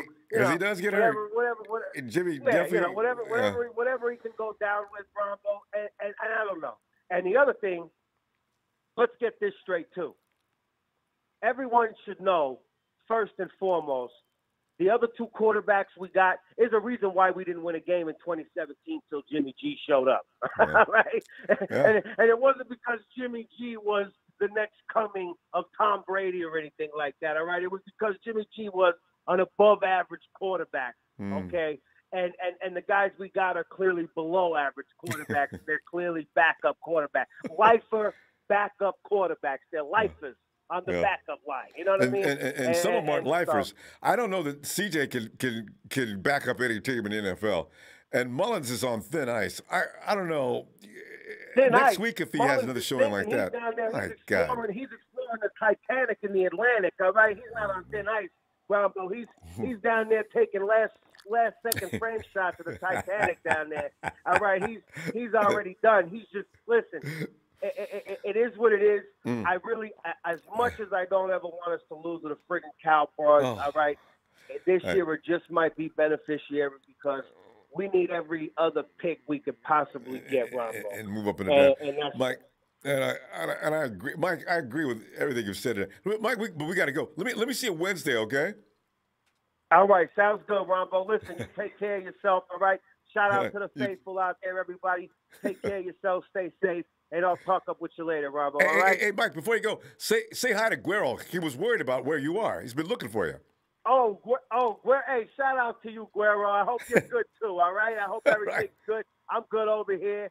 apparently the wifey over here, she's laying numbers on the game and not telling me about it. And she's over here cheering like she's a Baltimore Ravens fan or something. Yeah, I'm gonna talk to her about that when I get off the phone. But other than that, Ronbo, listen, I love you. You have a good night over there. All right. Back at your fam. I'll talk to you next time. All right now. Night, Mike. Night. Cool, Mike, boy. Hey, Santana. What's up, Ronbo? How you doing? Oh, Santana, terrible, man. You can't ask a 49er fan how he's doing right now. We're going into Christmas with a long face. There's nothing that Santa could put in my stocking that's going to make me smile, unless he put me a $50 bowler, But the thing other than that, I just don't know. What in the world is the problem with 2020? I did not see this coming. Here we are, Santana, and going to week 15, looking like butt cheeks. What do you think about this past weekend and some of the things you may really be pissing you off? Let it all out, fam. It's Monday night.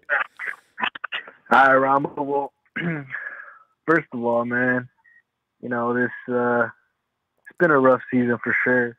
Yeah. But we gotta look into our medical staff and see what's going on, because re-injuring Deebo Samuel hamstring immediately it has to do with the training staff. There's no way, if you don't warm up that leg, properly, he's gonna get re-injured, and that's exactly what happened. I don't think Deebo Samuel did enough to warm up his leg and caused it to get a re-tear on that, or re-injured himself. So that's one. Kyle Shanahan, John Lynch, you go in the off season and look into their medical staff, training staff, strength staff, whatever it is, Ronbo, and do what needs to be done. Because we can't have another season like this at all, Ronbo. God, please no. Whoa. And another thing too, Ronbo, I want to say that our team is looking really bad, Ronbo. We got a bunch of free agents. We have no cap space, really. And we have a questionable quarterback and bad O-line. And I think that, John Lynch and Kyle Shanahan, being in this organization for almost 4 years, really, we shouldn't be having these problems, and they've had. I was looking up, Ronbo, and they've had, since they've come in 2017, they came in here, and they've had 31 picks, Ronbo. 31 picks, and out of those 31 picks, Ronbo, they've only gotten 5 players that are legit, and we know that and they've missed on all their first rounds, Ronbo, on all of them. Solomon Thomas, Mike McGlinchey. The only one they kind of hit was Nick Bosa, but you couldn't miss Nick Bosa, Yeah. And well, so you know what I'm saying. But you can't count Brandon Ayuk out, and also Javon Kinlaw. They may be okay. Oh no! I'm including those guys in our 5 picks, Ronbo. Oh, okay. You said that we got 5 guys. Oh, yeah. If you count them like that, yeah. Because Reuben Foster definitely was a mental case. And Solomon Thomas, as you mentioned, that's true. Michael Glynchy is pissing everybody off. Who else? Nick Bosa, we hit him. And so what I'm trying to say, Ronbo, here is that we're better in our later round picks, Ronbo. They're really good at that, yeah. George Kittle was the 5th rounder. Fred Warner was a 3rd rounder. Deebo was a 2nd rounder, and it was Nick Bosa in the same year, but couldn't miss that. And then Javon Kinlaw and Brandon Ayuk this year. But I'm not trying to blame our draft picks, but they need to do better for sure on their first rounds, Ronbo. And we definitely need to. The draft is always, there's other teams that are probably worse than the 49ers. The draft is always, this is why it's hard to put too much stock in the draft. Yeah. Some people think the draft is going to be the saving grace every year, when really, you look at the Bears. They traded up. We got Solomon Thomas, and they traded up to get Mitchell Trubisky. All right. You look at Jameis Winston, and you look at all the other first-round quarterbacks, especially when they're like 1 and 2. Those are the guys that fail. you look down where Mahomes got picked, way down. Was he like 15 somewhere? He's really deep down. And you look at Jackson, Lamar. These are guys that probably should have went 1 and 2, right? But it's what you know after the fact. This is why it's always dangerous to spend a lot of draft capital, get rid of your picks, and go for that number 1 pick to pick up a quarterback because it's real risky. Yeah. Unless you don't have a quarterback. And I think this year, Ronbo, we need to go with. I think we need to draft the O-line, and I think we need to give Jimmy G another chance, and do a better job of protecting him because he can throw the ball, Ronbo. I know. And and I mean maybe in the later rounds pick up another quarterback, And you got to pick him up because Nick and CJ are out of here, so you got to pick up another quarterback no matter what. Exactly. But we have to pick up for sure some O-line because even if we get a stud a quarterback in the first round or whatever. With that O-line, Ronbo, he's going to get his butt handed to him too. So, exactly. Yeah. So I mean, I say we keep Jimmy G, Ronbo, for 1 more year. Hopefully, he can restructure a contract because he's missed out 2 years. Yeah. He's just only been healthy for 1, so hopefully he does restructure and get some O-line and have a draft another quarterback and see what we can do. In upcoming. Next year and stuff, and get everybody healthy, and to have a better medical staff too as well. I know they got to advise those guys to do something. Santana, good stuff, man. I'll see you Wednesday, okay? All right, Ronbo. I'll see you, man. You have a good one. You too, man. Appreciate you. Later, man. All right. Hey, Tony. Aloha, Ronbo. How are you doing, my friend? Tony, I'm telling you, man, it's like I need some Kona coffee. You know what I'm saying? I mean, I need some Kona coffee and put a lot of juice in there, man. I tell you, it's. I'll tell you something, Ronbo. What's your P.O. box? I'll send you some. Man, get that to you. No, I don't want to put you there, Tony. But, it's like you need spirits these days to be able to endure the 49ers season. You know what I mean? It's crazy out there. I mean. Wow. I agree, Ronbo. I tell you, the more and more I look at this season, for a number of different reasons, it's the COVID-19 thing that really screwed us over. The big thing was injuries. This entire season, we didn't have OTAs. We didn't have proper mini camp. We had that busted Camp Bethard in Tennessee where everybody got hurt or got COVID or whatever happened. It was just bad. And then, as a result, we had players whose bodies were not prepared to play going into week 1, and then they go in week 2 and 3, they go play at the Meadowlands. Yeah, exactly. I forgot about that part. I tell you, it was just we weren't set up to fail because the entire league got hit by COVID in the same way. But at the same time, just looking at the way the season developed, I'm not so sure if we had a full training camp, if we end up losing so many players so early on in the season, which really hamstrung us. And it's really amazing how competitive we are given what percentage of our salary cap is currently on IR. It really is, in my opinion, kind of an overperformance, although it's truly disappointing because the other side of the COVID disaster is the salary cap's going to go down. And I think our Super Bowl window is shut. And this week, though, the thing that has me most concerned now is I'm not so sure if Kyle and Jimmy are getting along. And the thing I want to point to is Kittle is being, I guess his IR window is being opened today, but Jimmy might not play for the rest of the season.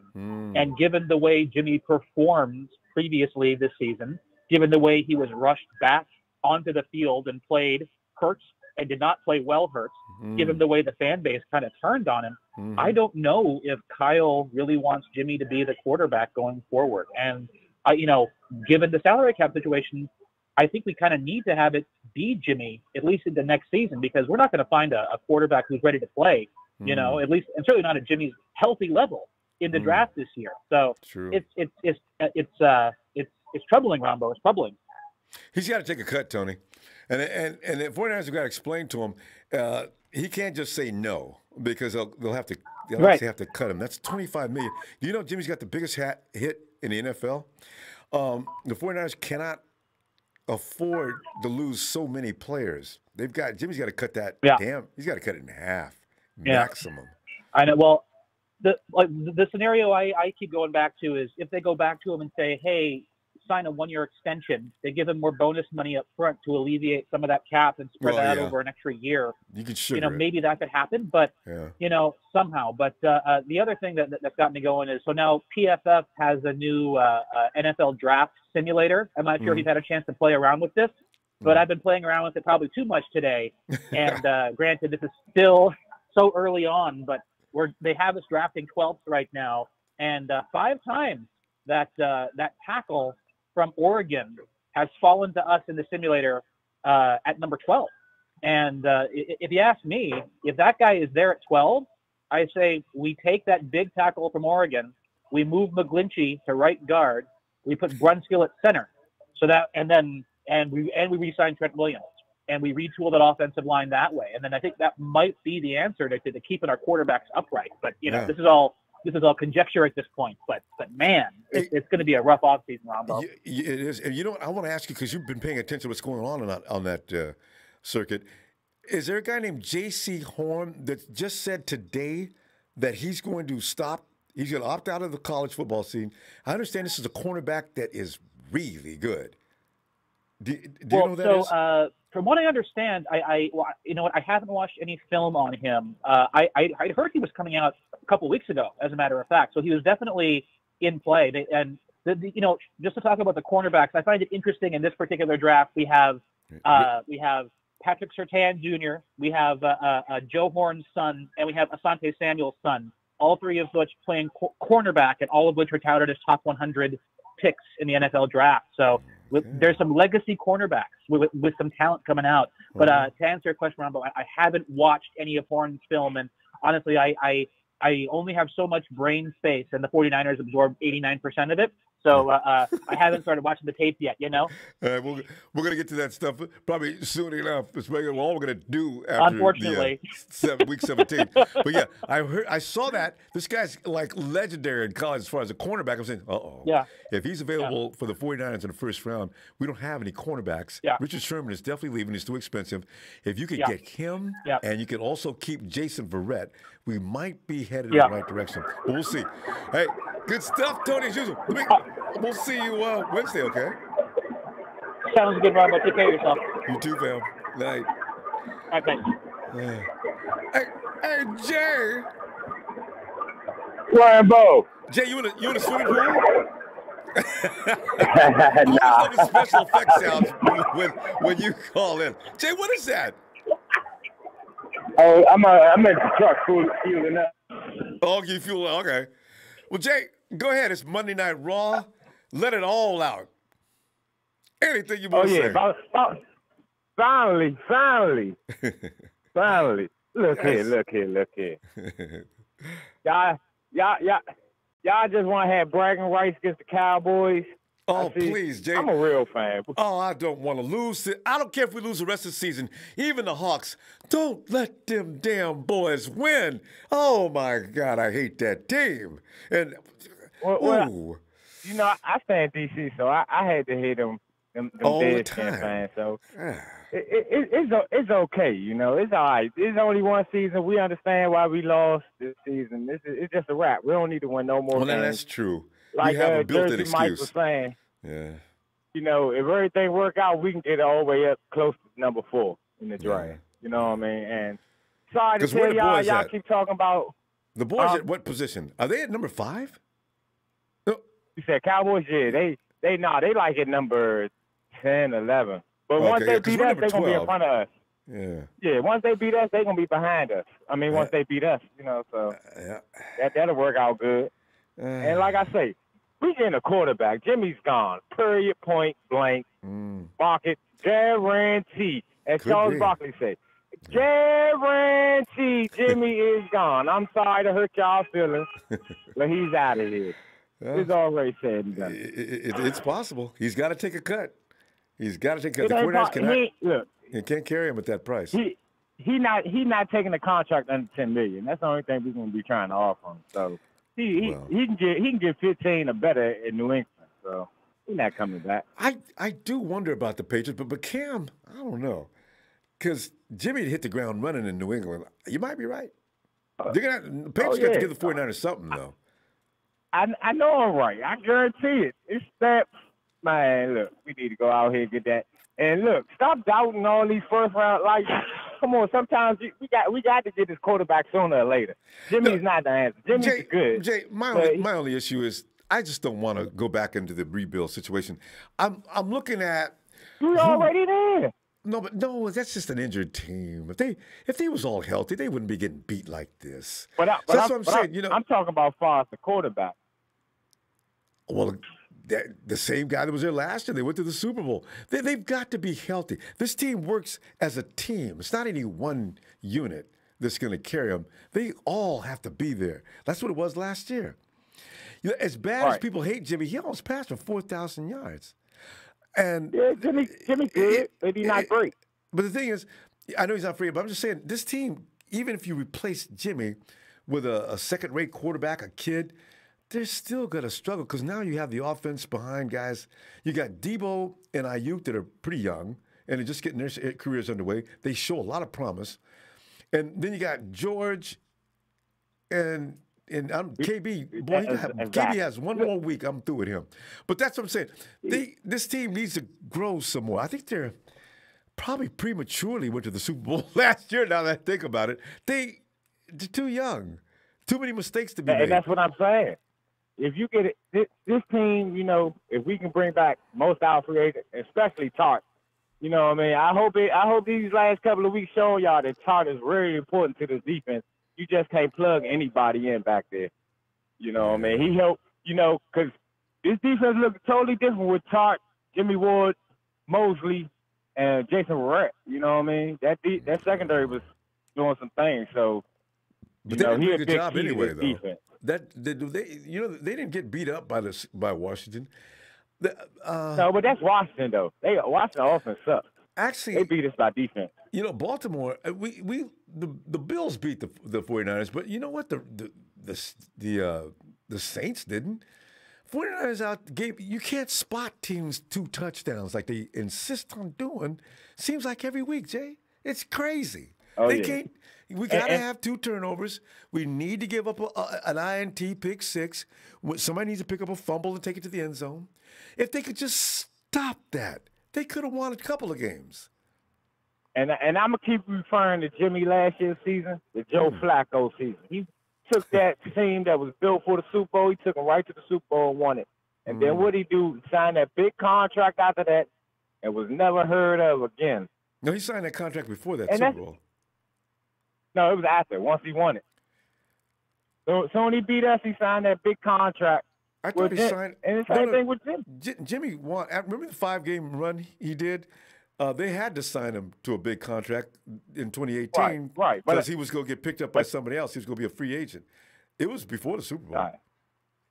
Yeah, it was.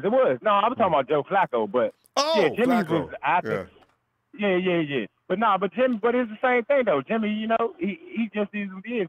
We had that one great season with everybody around him, and then watch, you'll see next year when he's playing for another team when you root for the rookie, like I'm telling you now. Maybe that rookie better be. I don't know how he's going to do in Kyle Shanahan's system. You know what? Another thing about Jimmy that's not being taken seriously. Jimmy's had 1 year and a half to work with Kyle Shanahan. I wonder if he wouldn't constantly get hurt. How much more would he progress? But that's just speculation on my part. We'll see. No, man, Jimmy I know everybody thinks he's as good as he's gonna get, and he sucks, and he's got to go. I mean, we done seen the good Jimmy. We see the bad Jimmy. We know what he do good. We know what he do bad. We see the Jimmy that just started for a while. I still think he's got a lot of potential, but we'll see. Jay, I'll welcome the new quarterback. I just want to win. I don't want to see anybody in there struggling and we're going through what we're going through now, but just with a new kid. You know what I'm saying? That's my problem. But anyway, we'll see. Anyway, Jay, we got to go, fam. Jay, get on back here Wednesday and make sure you're doing something with the truck. I always love those sound effects when we pick up the phone. Oh yeah, I'm always, you know, I'm day one faithful. You know, it don't matter if you a 5-year, 10-year fan. You know what I mean? We all faithful. You know, just because I wasn't born in 1970 and got to see the first 3 Super Bowls don't mean you ain't faithful. That's right. Maybe even more so because you're hungry. Yeah. I just wanted to say that because a lot of people get on here talking about, I've been a fan since 1980. I watched the first 3 Super Bowls. So if you ain't see them, you ain't a real fan. Nah, when you start watching football and you fall in love with the team, you're a real fan. That's your team, right. day one. All right. Tell them, Jay. Appreciate you, Rambo. Appreciate you, fam. You know this. All right. See you. Hey, see you Wednesday. Get a chance. Hopefully. All right. All right. I'll be here. Looking forward. Money!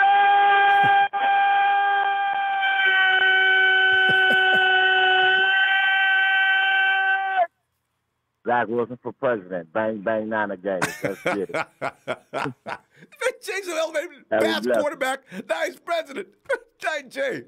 Already. Oh, God. Yeah. Hey, Rick. What's going on, Ronbo? Rick, man, is sitting back here doing the Monday Night Raw like we used to do. 49ers getting a butt whooping every week. And and here's the thing, Rick, for the same reason as we got a butt whooping last week and the week before.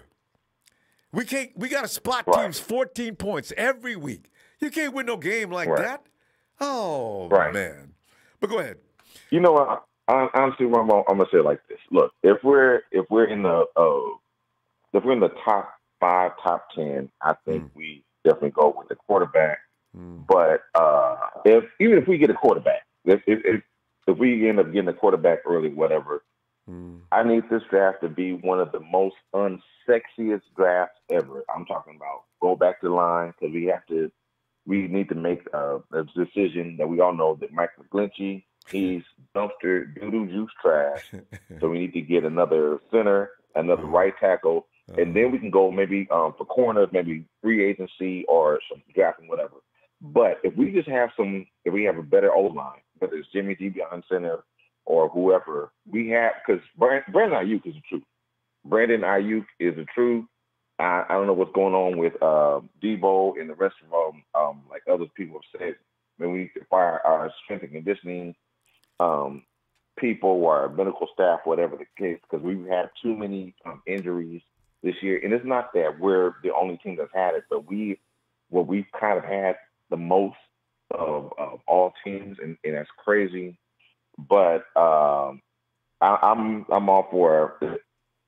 If we come back and say it's a 2-year plan, like this year we're going to go with straight O-line and corners, and then next year we can go with safety or another D line or whatever the case may be, then we'll be right back in it. I'm fine. I'm with you, Jimmy G. He's definitely going to have to take a pay cut or he's pretty much going to be released or gone, whatever the case may be.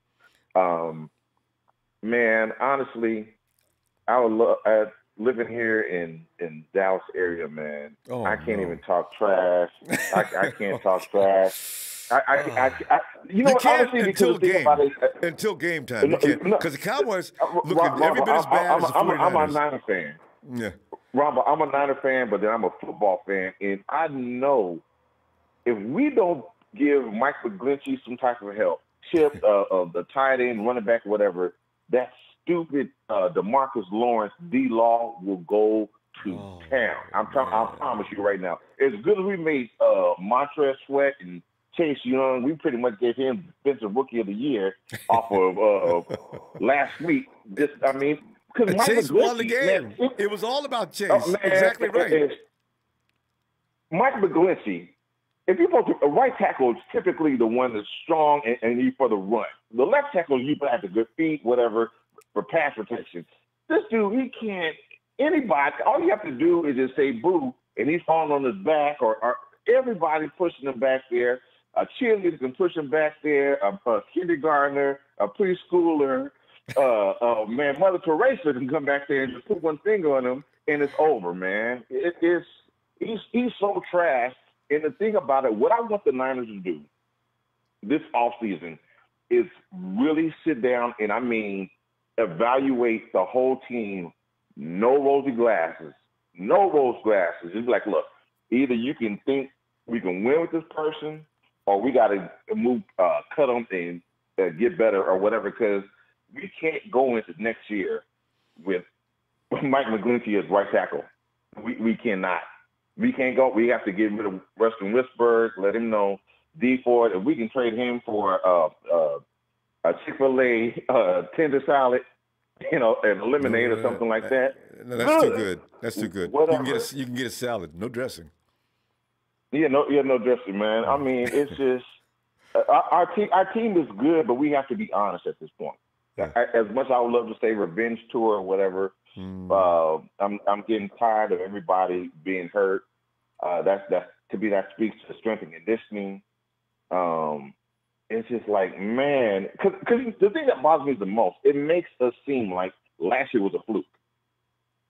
It seems like we were, you know what I'm saying? Anybody can have a run, like the Rams did. But the thing is, Rick, we lead the league in injuries.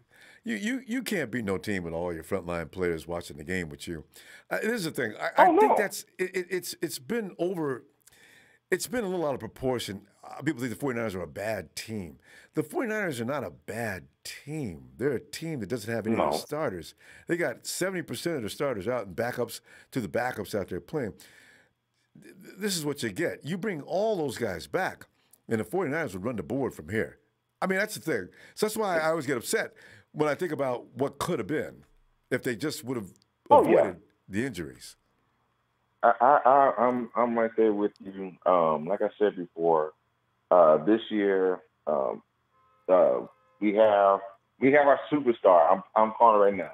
Brandon Ayuk is the one. Deebo is going to be like, maybe he can be the John Taylor to the Jerry Rice or whatever, or whatever the case may be. But I think Brandon Ayuk is the one that's going to the better running route receiver, the deep threat receiver. If we could just keep Deebo healthy, though, he's the guy who would just carnage all around him. It's just like that's the thing that's so frustrating. It's like, dude, either is everybody built of glass slippers or something, because everybody's going down. It's a bad. You know what? Next year, start normally. Let these guys get in condition. Let them ease into the season. Not be their first contact. Be a real game. Everything was wrong with this season. But Rick, we out of time. We got to go. Let me see you Wednesday, okay? Absolutely. Hey, Niner faithful. We're still that team. Of course, I'm gonna talk trash, but I'm gonna still wear all of my 49er gear. I'll still wear all my 49er gear. Good. Everybody knows it's the Niner gang, Niner Empire for life, man. Social distancing, stay safe, you all. Talk to you soon. All right, fam. Night, Rick. Good to hear from you again. Haven't heard from you in a while. All right. Good night. Yes, sir. Okay. And Clarence Molina says, per Sport Track, 49ers can cut Jimmy G and only occur a 2.8 cap hit and save $23.6 million. Cut Richburg, $8.4 million cap. Cut D Ford, $14.3 cap hit. Yeah, there's all kind of options. You can save a lot of money. Mark Lacilinto, thanks for that contribution. Guys, thanks for the contributions. I appreciate it so much. Mark Lacilinto, I've been here for you a long time, Mark.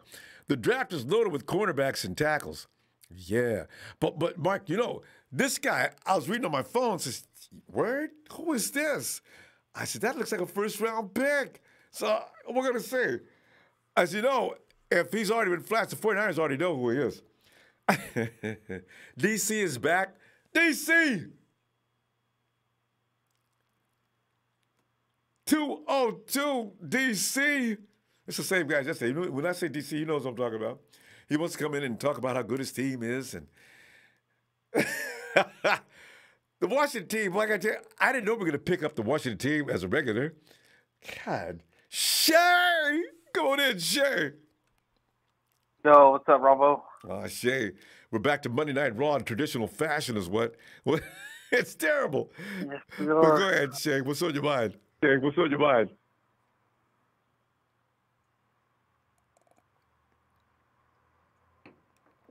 Shay? Hello? Shay? Yeah, Shay, I'm listening. Can you hear me? Uh-oh. Yeah, you got a speaker open, I think. Yeah. I'm good now. Can you hear me good? Is it good? Yeah, I can hear you. Yeah, I can hear you. Go ahead. Okay, awesome. Yeah, no, Dad, glad to be back, Ronbo. Glad to be back.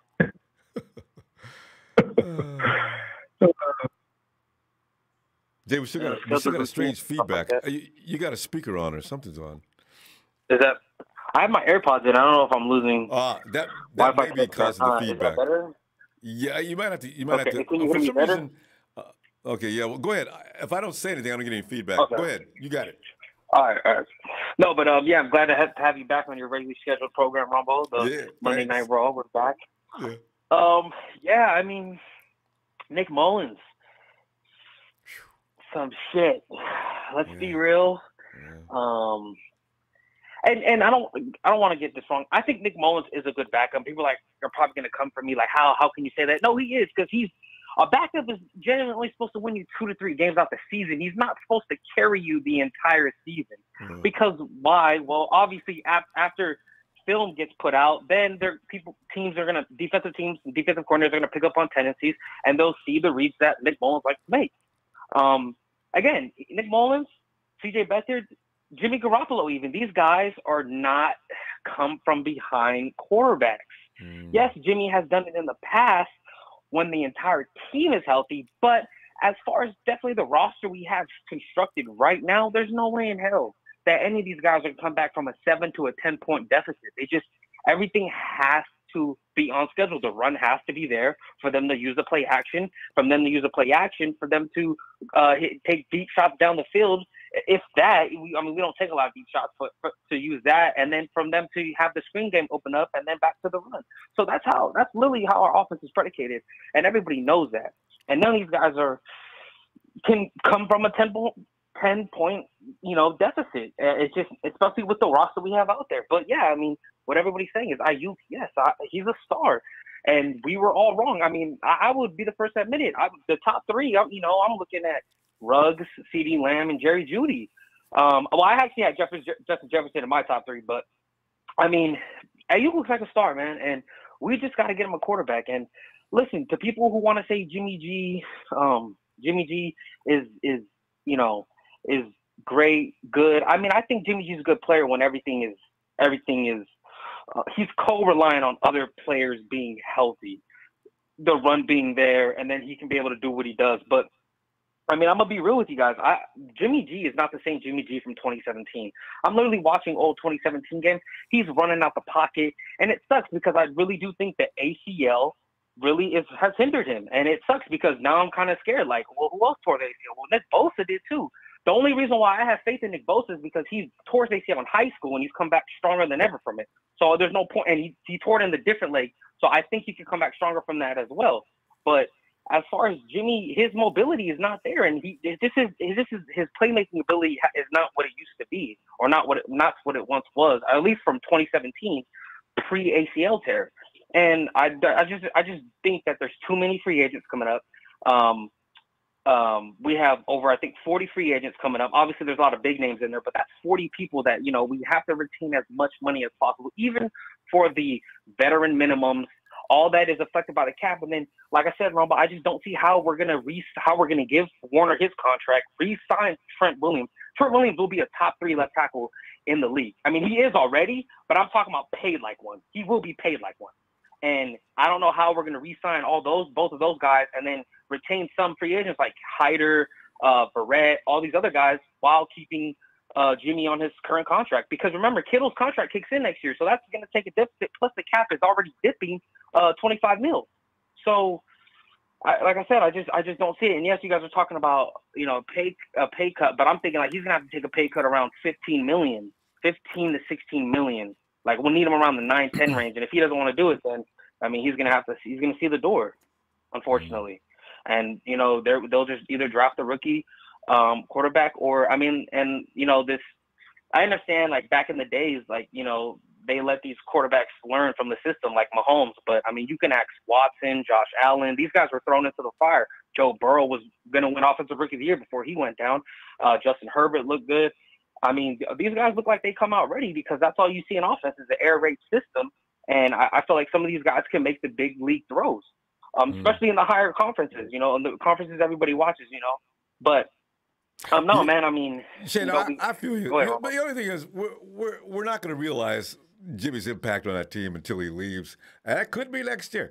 But if you think a kid's going to come out of college and come in and just be able to run Shanahan's offense. It's not the same as every offense. It takes time. No, it does take time. This is why I think this team was already ready to go back to the playoffs, provided they stayed healthy, and all those things you said, as far as everything has to be right. Well, you know what? That's pretty much every team in the league. Teams don't always have to come back from deficits if they're a good team to begin with. 49ers were good last year because they were always in the game, and those are the teams who usually win games anyway. Coming from behind is not a normal thing for a winning team. Like the Niners were always one score, one possession in every game last year, or they ended up blowing out a team. They were never really trailing by more than I think it was like 6 points, 5 or 6 points last year. But that's because they had a Super Bowl team. Part of the onus goes on the defense too, and the defense is solid. A lot of people I've gotten into conversations with think that a defense isn't necessary if you got a great quarterback, which is really not right, not true. You've got to have a defense. Your championship teams have a defense.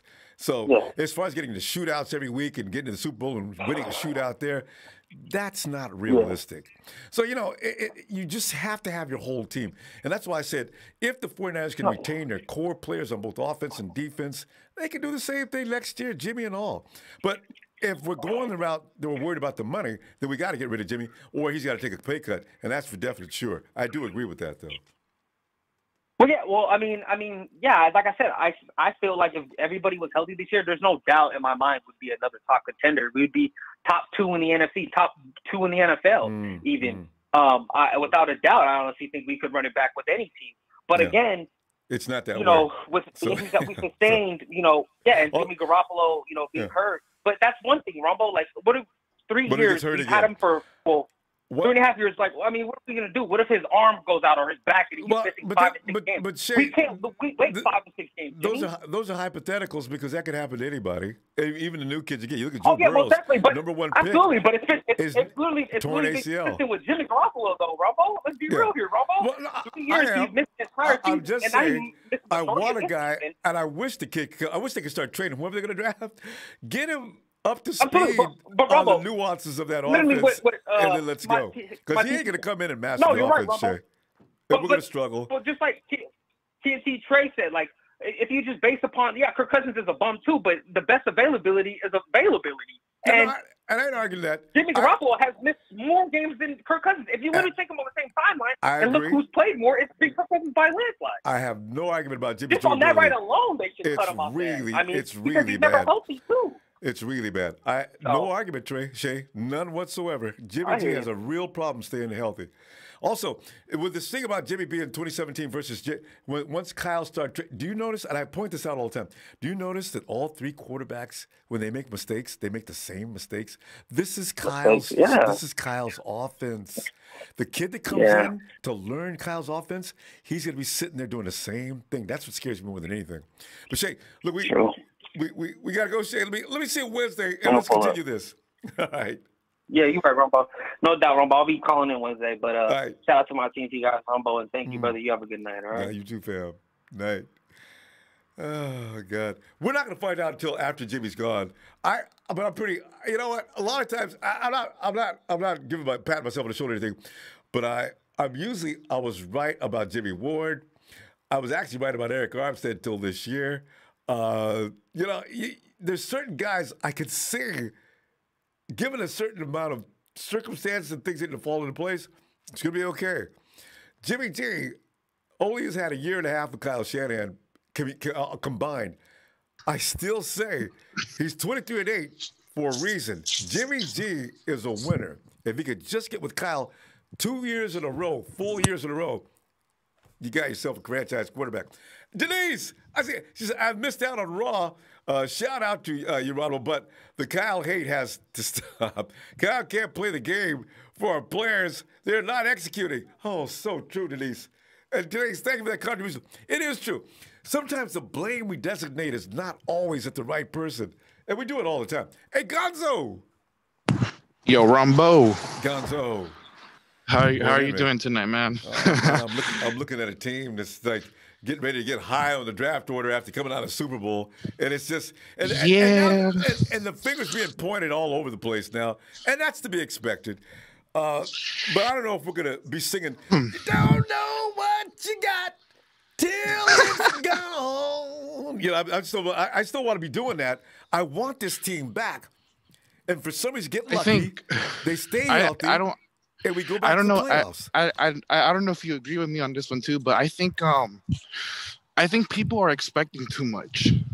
Like, yeah, I said that as in because we already went to the Super Bowl.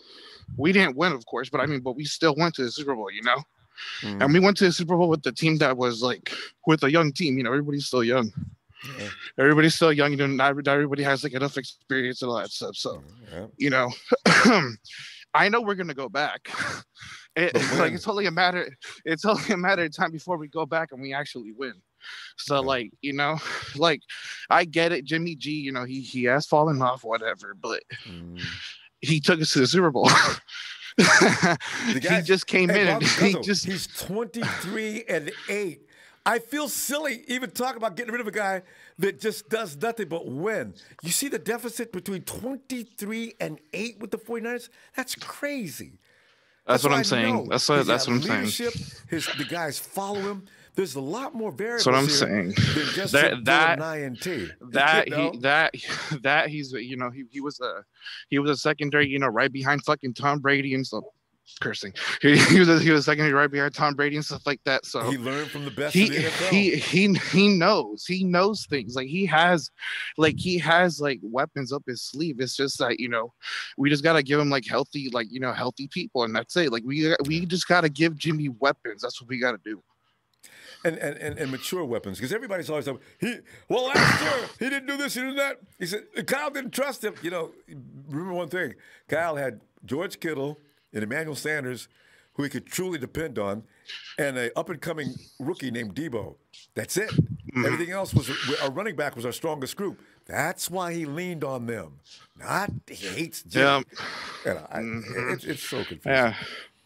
But yeah. anyway. So as far as the game coming up, I hate the Cowboys. I do not like that. They're going to be all over this chat, and we're never going to get rid of them. If there's one thing, the Seahawks are another team, but the Cowboys, I can't stand them. I can't do it. I don't know if we're going to win. I hope we win. That's a sad thing. If we don't, weeks ago we would have known we were going to win. Now we don't know if we're going to win. I want them. I want to win because my lady side of the family they're Cowboys fans. So that's why I want to win. I want to win. I want to rub it in their face. I want to rub it in their face. Because they're going to get you, Gonzo. If we lose this game, they're going to be looking for you. You're going to be hiding like all the rest of us in a room with the lights turned off, hoping they think you're not home. That's what I'm saying. Me and my lady and her dad's side of the family, we're all Niner fans, but her mom's side of the family, they're all Cowboy fans. So we're having a big meetup. We're having a little meetup this coming up game. So I hope they don't let me down, but at the same time, I'm not really expecting much. I'm kind of just we might as well just go out and just come back next year and to come back healthy. Yeah. Because that's where it's going to be anyway, no matter whether we want to or not. There's only so much we can do. I mean, this year's already been so shitty anyway. I know. You know what I mean? That's why I just want to win. Like you, I just want to win the Cowboy game. Let the Seahawks have it because they're going to win it anyway. We're not in any condition to deal with them. And the Cardinals, the Cardinals beat us when we're at full strength. So I have almost come to peace with this. I just want to beat the Cowboys. It's also not like we're getting stomped. You know what I mean? We're not getting stomped. We're not getting humiliated or anything. Yeah, we're losing, but I mean, it's just small things here and there. As far as Jimmy goes, yeah, he's gonna have to take a cut for sure. Yeah, they can't be paid. There's million. Yeah, I think there's no way. Yeah, there's no way they can be paying him that much. And on top of that too, he's been out literally the whole entire season. A year and a half. And Jimmy's played 1 year in a few weeks. That's it. So Jimmy, we're gonna have to take this contract down. You've already got the bulk of your money anyway. You want to stay with the team and you want to win. Let's do this for the team. And see what he says. No. And it's just like you said too. It's like we're gonna have to come up to Jimmy and just be like, all right, Jimmy. So that's what we're gonna do. we're gonna have to cut you if you want to keep like these certain players with that's you. Like, you know what I mean? That's the option right there, exactly. Yeah, but you don't want to say that to him because that's he'll maybe give him the wrong feeling. But hopefully he'll probably maybe comes to the 49ers and says, "Hey, listen, Jimmy, good to see you. What's up?" Before you come to me, I'm going to tell you right now. I got a lot of friends on this team, and let's do what we got to do to make it possible. If you want to rearrange my contract, let's talk about that. If Jimmy does that, I don't care what anybody says. I will stand up for him for the rest of my freaking life. I like this guy. I think he's going to be a good quarterback. Yeah, no, and that's the thing too. Like, he's made mistakes. He's pissed me off, but he's not a bad player. He's not a bad player. Just because a player has a few mess ups here and there, everybody has their here and there's. Every quarterback screws up. That's what people don't understand. Yeah. I'm watching quarterbacks every week screwing up royal. I'm watching Roethlisberger yesterday throwing an INT. If Jimmy does an INT, boo, get Jimmy out of here. 49 fans yelling out at anybody else. Get him out of here. Get him out of here. Everybody makes a mistake. And that's what I'm saying too. Like, I'm getting tired of people playing the blame the quarterback game. Blame the quarterback. It's all the quarterback's fault. It's all his fault. Like, it doesn't work like that. It doesn't work like that. There's multiple mistakes that it's just not the quarterback himself making. Not always. Like some people say. So, Gonzo, we got to go though, fam. Good luck. I don't want your family to attack you after this Dallas game. We're all going to be under siege if that happens. Everybody's got a Cowboy fan looking for him after that game. I mean, I know 5 Cowboy fans. I don't even talk to them bees. Every time I talk to them, I can't find them now because they've been losing, right? But as soon as we lose, all of a sudden, what's up, Ronbo? What you want, man? Yep. Oh, you know what I'm talking about, man. You'll pull you, and then the fight starts. Yeah. Yeah. No. You know what it is? You know what it is? Rest in peace to Deebo, by the way. Rest in peace to us all. But what's it called? It's exactly like that. You're gonna come out like Deebo and be like, "Hey, you got my chain. You better give me my chain." It's like, oh God. Yes. Oh, guys, God. let me see Wednesday, Gonzo. We really got to roll. I'll see you for sure. Have a good luck night. to both of us. All right, if you get back Wednesday, be looking for you. All right. All righty. Bye-bye. Bye. Hey, Bethel. Hey, Rumble. Bethel, it's that quiet Monday after a very miserable Sunday. So, your thoughts? I got something to say first of all, and this for all you Dallas Cowboys fans that are talking shit. You lost to the Redskins the first game, 25-3. Yep. You lost the second game, 40-16. So they don't have shit to be talking about. Us losing our game by 8 points, and So, Dallas Cowboys fans, you should not be talking shit if you did poorly to a team that we should have beat with our backups, with hardly any players, and our quarterback giving the game away. So, I just want to say that. Well, Bethel, because this goes all the way. This hatred goes back way back. I mean, way back to Montana days. You know what I'm saying? So this is why they get the chance like we do. You'll jump on them, boy. We'll be tired, though. I think we'll have the same record if the Cowboys catch up this Sunday. So you know what? They can only say so much. Yeah, and one thing I seen on the tape is that you cannot blame the receivers, because if you're a receiver, think about it. Okay, Nick Mullins is throwing the ball too high up. Oh yeah, so he made some challenging catches. When Nick throws you the ball and he actually throws you perfect pass, you think he's gonna throw high up, so you're waiting for a ball high up, and then you don't catch the ball. You're waiting for because a bad you're pass. Thinking that he's on. Yeah, you're waiting for a bad pass, because if you think about it, KB made some badass catches towards the end. That's because true. he was already waiting for those. If you're waiting for a good pass, you're going to catch the ball. But if you're waiting for a bad pass and he actually throws it good, or just don't know what to expect about that. Yeah, that's you don't know what to expect. So, that's why that perfect accuracy when a quarterback hits a guy, your right receiver has to trust your quarterback. if he doesn't trust your quarterback and you don't know what he's gonna throw you, you might catch it, you might not. So that's why I think a lot of drop passes happen because Nick was throwing the ball too high. Or Bethel, and ask Jordan Reed. He throws it too low. Jordan Reed making a base. Jordan Reed like a shortstop out there one time. Throw his helmet to the ground like pissed off. And I'm like, oh, Nick, you just pissed Jordan Reed off. Like, because he didn't throw a good pass. And, and that's the thing that nobody wants to play for a quarterback like that. Especially, when you're in the offense. Because you as a right receiver, the quarterback is making the right receiver look back, but at the same time, you're making the quarterback look back too. But it's the quarterback's fault because he's not throwing the ball accuracy. Yeah, but your bottom line is, Bethel, that your players don't really have a lot of faith in the QB. So pretty soon you get a lot of nervousness out there, and then of course you start having little strange things. And Nick is another guy that doesn't have enough time on the field. You know that one that Juice sat there with the defender sitting right in his lap, and Nick looks over there for reasons beyond anybody's comprehension. Nick, why would you throw that? This defender's looking right at you. And then Juice broke down the field. That's if Nick would have been paying attention, he could have jocked that defender. He could have killed him. Nick, just throw it to George. He's on the fly. Just lead him. No, Nick throws it to the guy standing there playing defense. He blacks out. I really think he blacks out sometimes because you seen him see what we saw, and he threw it anyway. Why did you do that? If he would not threw it and he would have waited, he could have threw Juszczyk, and Juszczyk would have had a touchdown. I seen a bunch of times where he should have threw it, and he took too long to throw it.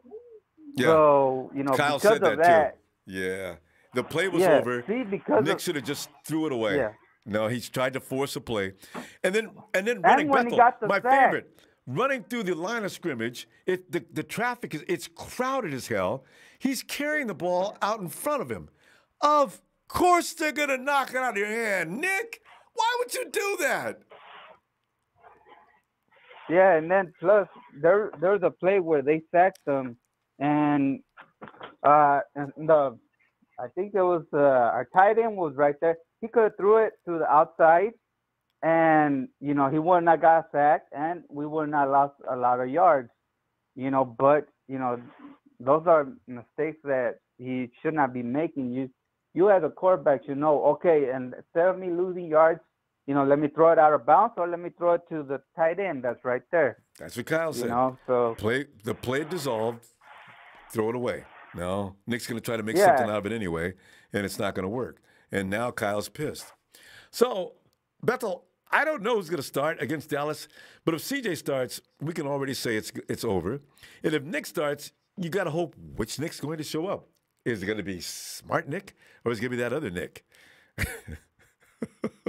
Yeah, but, a lot of people usually, when you see a quarterback, not doing good, you should know that, all right, let me put the other quarterback and let's see how he does.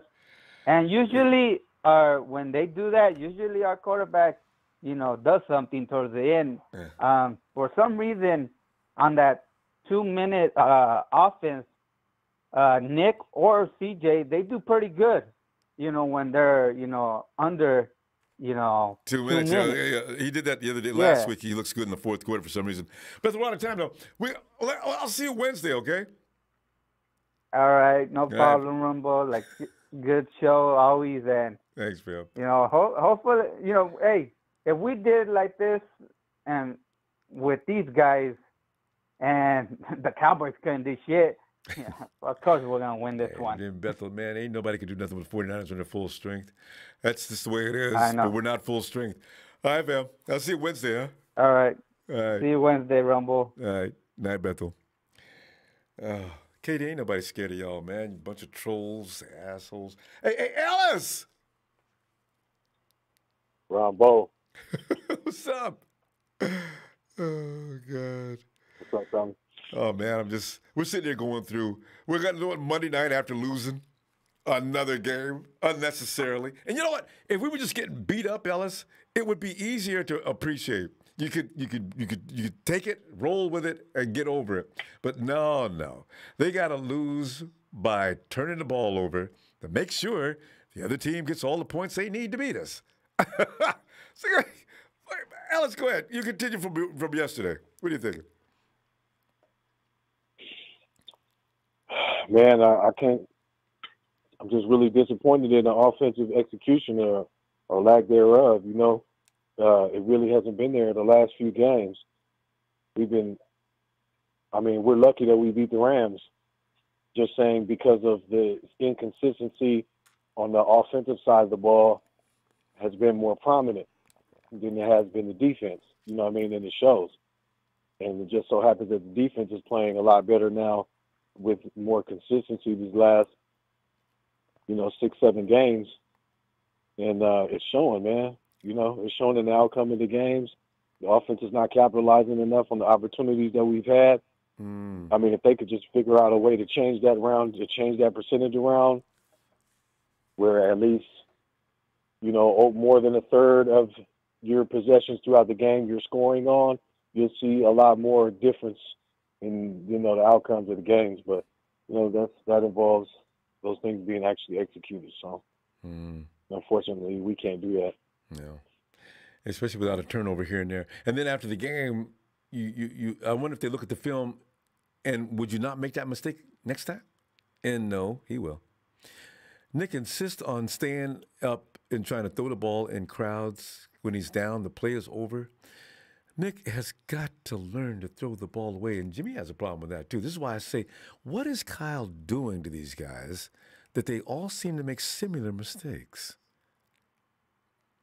Now, I understand he doesn't want you going off schedule in his offense, but Jesus Christ, Kyle, you need to give them at least put in their minds that if the play is really going south and you can't make something of it, you got the green light. But maybe they haven't earned that kind of trust. I don't know. I don't know. It's just strange. It's funny, Ronbo, because honestly, they all are very similar, all three of them. Yeah. They stand there until the world comes in, the offensive line collapses, and here come the defenders, and they're still looking for something. What are you looking for? It's over.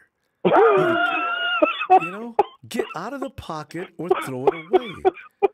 Because now you're about to be killed. It doesn't make any sense.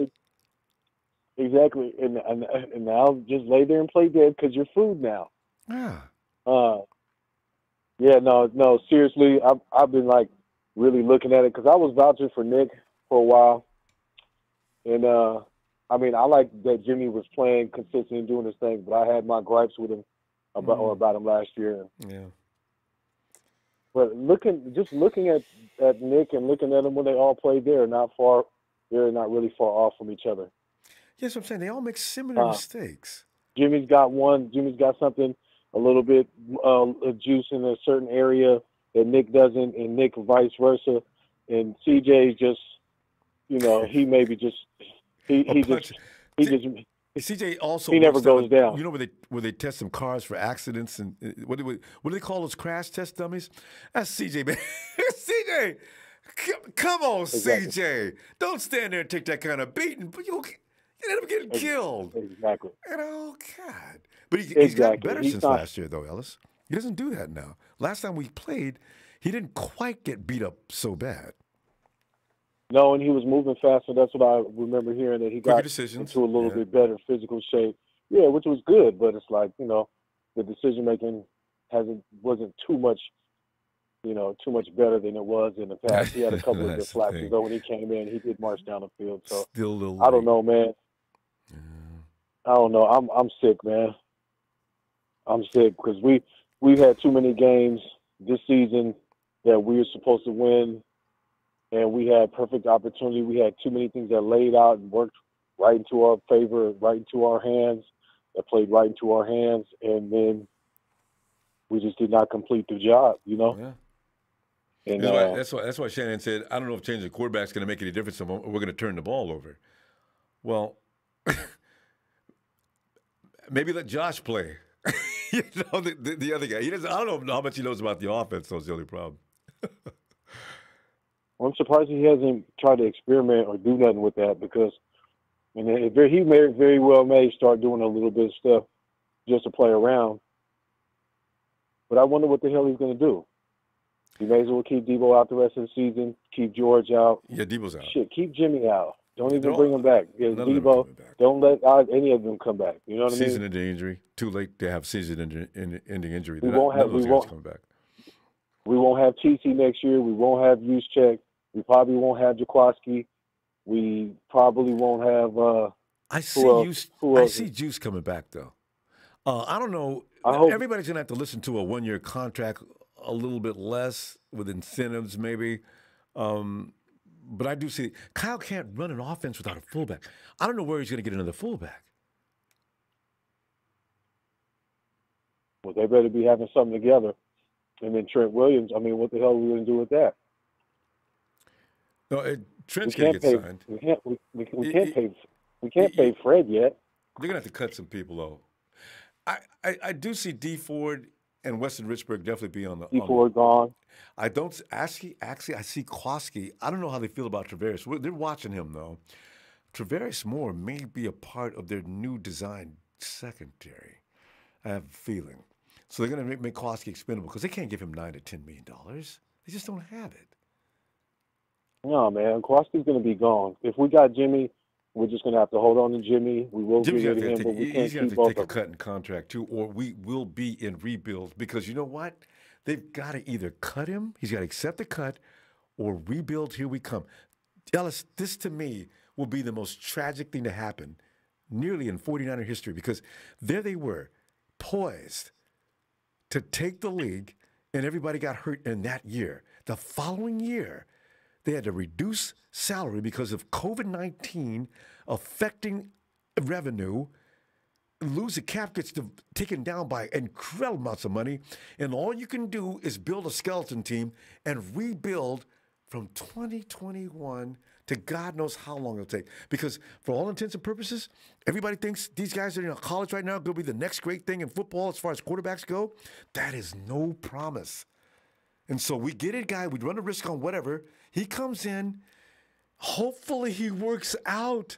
But if he doesn't, Ellis, it's back to the dark ages until 2025 or so. That scares the bejesus out of me just because of what we went through last year. Wow. And yeah, no, and that's a sad reality because if you look at it right now, I mean, imagine us being a 3-win team. We're just 2 wins, you know, more than that right now. You know what I mean? We only have 5 wins, so we're damn near mirroring a couple of years ago when we were having a slump, and that's not the kind of, you know, post season we should be having after going to the, you know, to the Super Bowl. You know, it's just not realistic. But I mean, again, this is just what happened to us because of the injuries earlier on in the season. I'm gonna be honest, Ronbo. Would you have rather gone without Nick Bosa for the season or without Jimmy G for the season? Who would you have rather kept? Well, God, that's a tough call. Who do you think would have made a bigger difference? Well, the quarterback's always in position because he's in control of more things. But losing Nick killed the. You know what's so funny about the defense, though? They look halfway decent right now, and they got a lot of guys missing. So, how much better you think the defense would be? Would have been with Nick. We would be able to have been top like it was last year because of Kyle's offense. You hear how Kyle was talking about how he could plug in any kind of quarterback really and run the offense. So that to me just lets you know the importance of. Like I'm just saying, we could have got more. But do you you believe him when he says that though? Because he had Hoyer, that didn't work. Had CJ, that didn't work. We got Nick Mullins going right now, that ain't working. You know, the one guy out of all these guys that worked was Jimmy. We'll see because I don't know what he's going to do next year. I'm supportive of everything. If he takes a pay cut, If he takes a pay cut, I would say keep him. I mean, just to be on the safe side, But I'm, my concern is what is he really going to work on, and how serious is he going to take this opportunity of trying to get some redemption of for himself, and how is Jimmy looking at it from him? How's he going to approach it? Because it's all up to him, to be honest. I just think if he's healthy, which is always a question mark with Jimmy, he's always somehow getting hurt. But the thing is, I think his comprehension of the offense is probably where it needs to be to move fast. And especially with the guys that are out there now.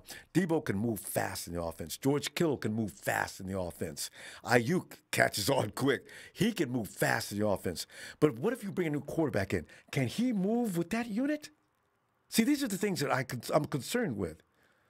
Mostert can move fast. Everybody can go fast. But your quarterback's he's still trying to figure things out a minute. Maybe week 7, 8, where, we're 2-5, 2-3-5, but he's getting better, Where are we going with this? Yeah. This is the thing I worry about. I don't want that after last year. I'm paranoid scared about that. Yeah, I just hope, Ronbo, we can get 2 more wins. At least get 2 more damn wins before the season is out, y'all. Hawks and Cowboys. Damn, give me 7, please. And yes, definitely the next game we got coming up is a must win. And we'll just let the chips fall where they may with the last 2. Yeah. But yeah, man, we got to get this Dallas game, and we just got to keep our faith high, man. Deebo's gonna be gone. Just keep him out. Mostert's he's still a little bit tender with his high ankle sprain, but he's trying to do this best that he can. Yeah. And I mean, with T. Cole and a couple of these other guys, maybe that, like I said, we don't get next year, man. Hopefully we'll be able to have a deep enough squad, and, because it really changes from player to player. You lose one guy, that could change the entire setting of, a particular side of the ball. You know what I mean? Yeah, Ellis, Fred Warner. But, if we go off into rebuild, Ellis, somebody's got a speaker open. All right. Ellis? Hello? Yeah. Ellis, here's one more thing to contemplate. Everybody should think about this. If we end up going into rebuild mode next year, I wonder how long Kyle Shanahan and John Lynch are going to stay with the 49ers. Do they want to start over and rebuild? I don't know. Okay. Ellis? Shit, that's too far. Yeah. Ellis, we're going to There's go. not enough time for that, fam. Yeah, I know. They better not even think about it. But you start with a quarterback and can't afford all these contracts. Actually, it's a possibility. Anyway, we'll see. I probably got Prague up there. He'll figure things out. Anyway. Yeah, hopefully he's got his magician hat and he's ready to get busy. All right, fam. Let me see you Wednesday, huh? Yes, indeed, family. I appreciate you. I always appreciate you, Ellis. Thank you for the time, fam.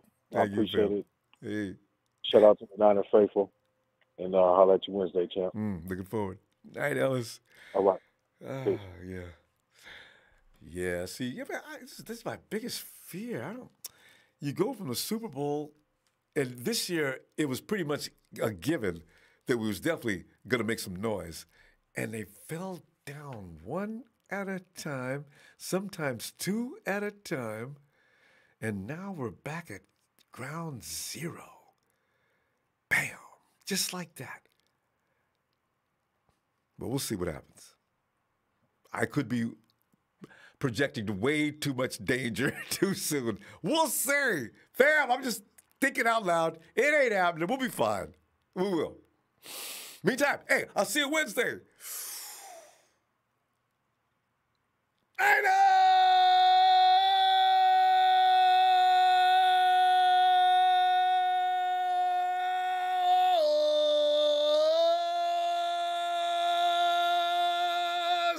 On the comeback.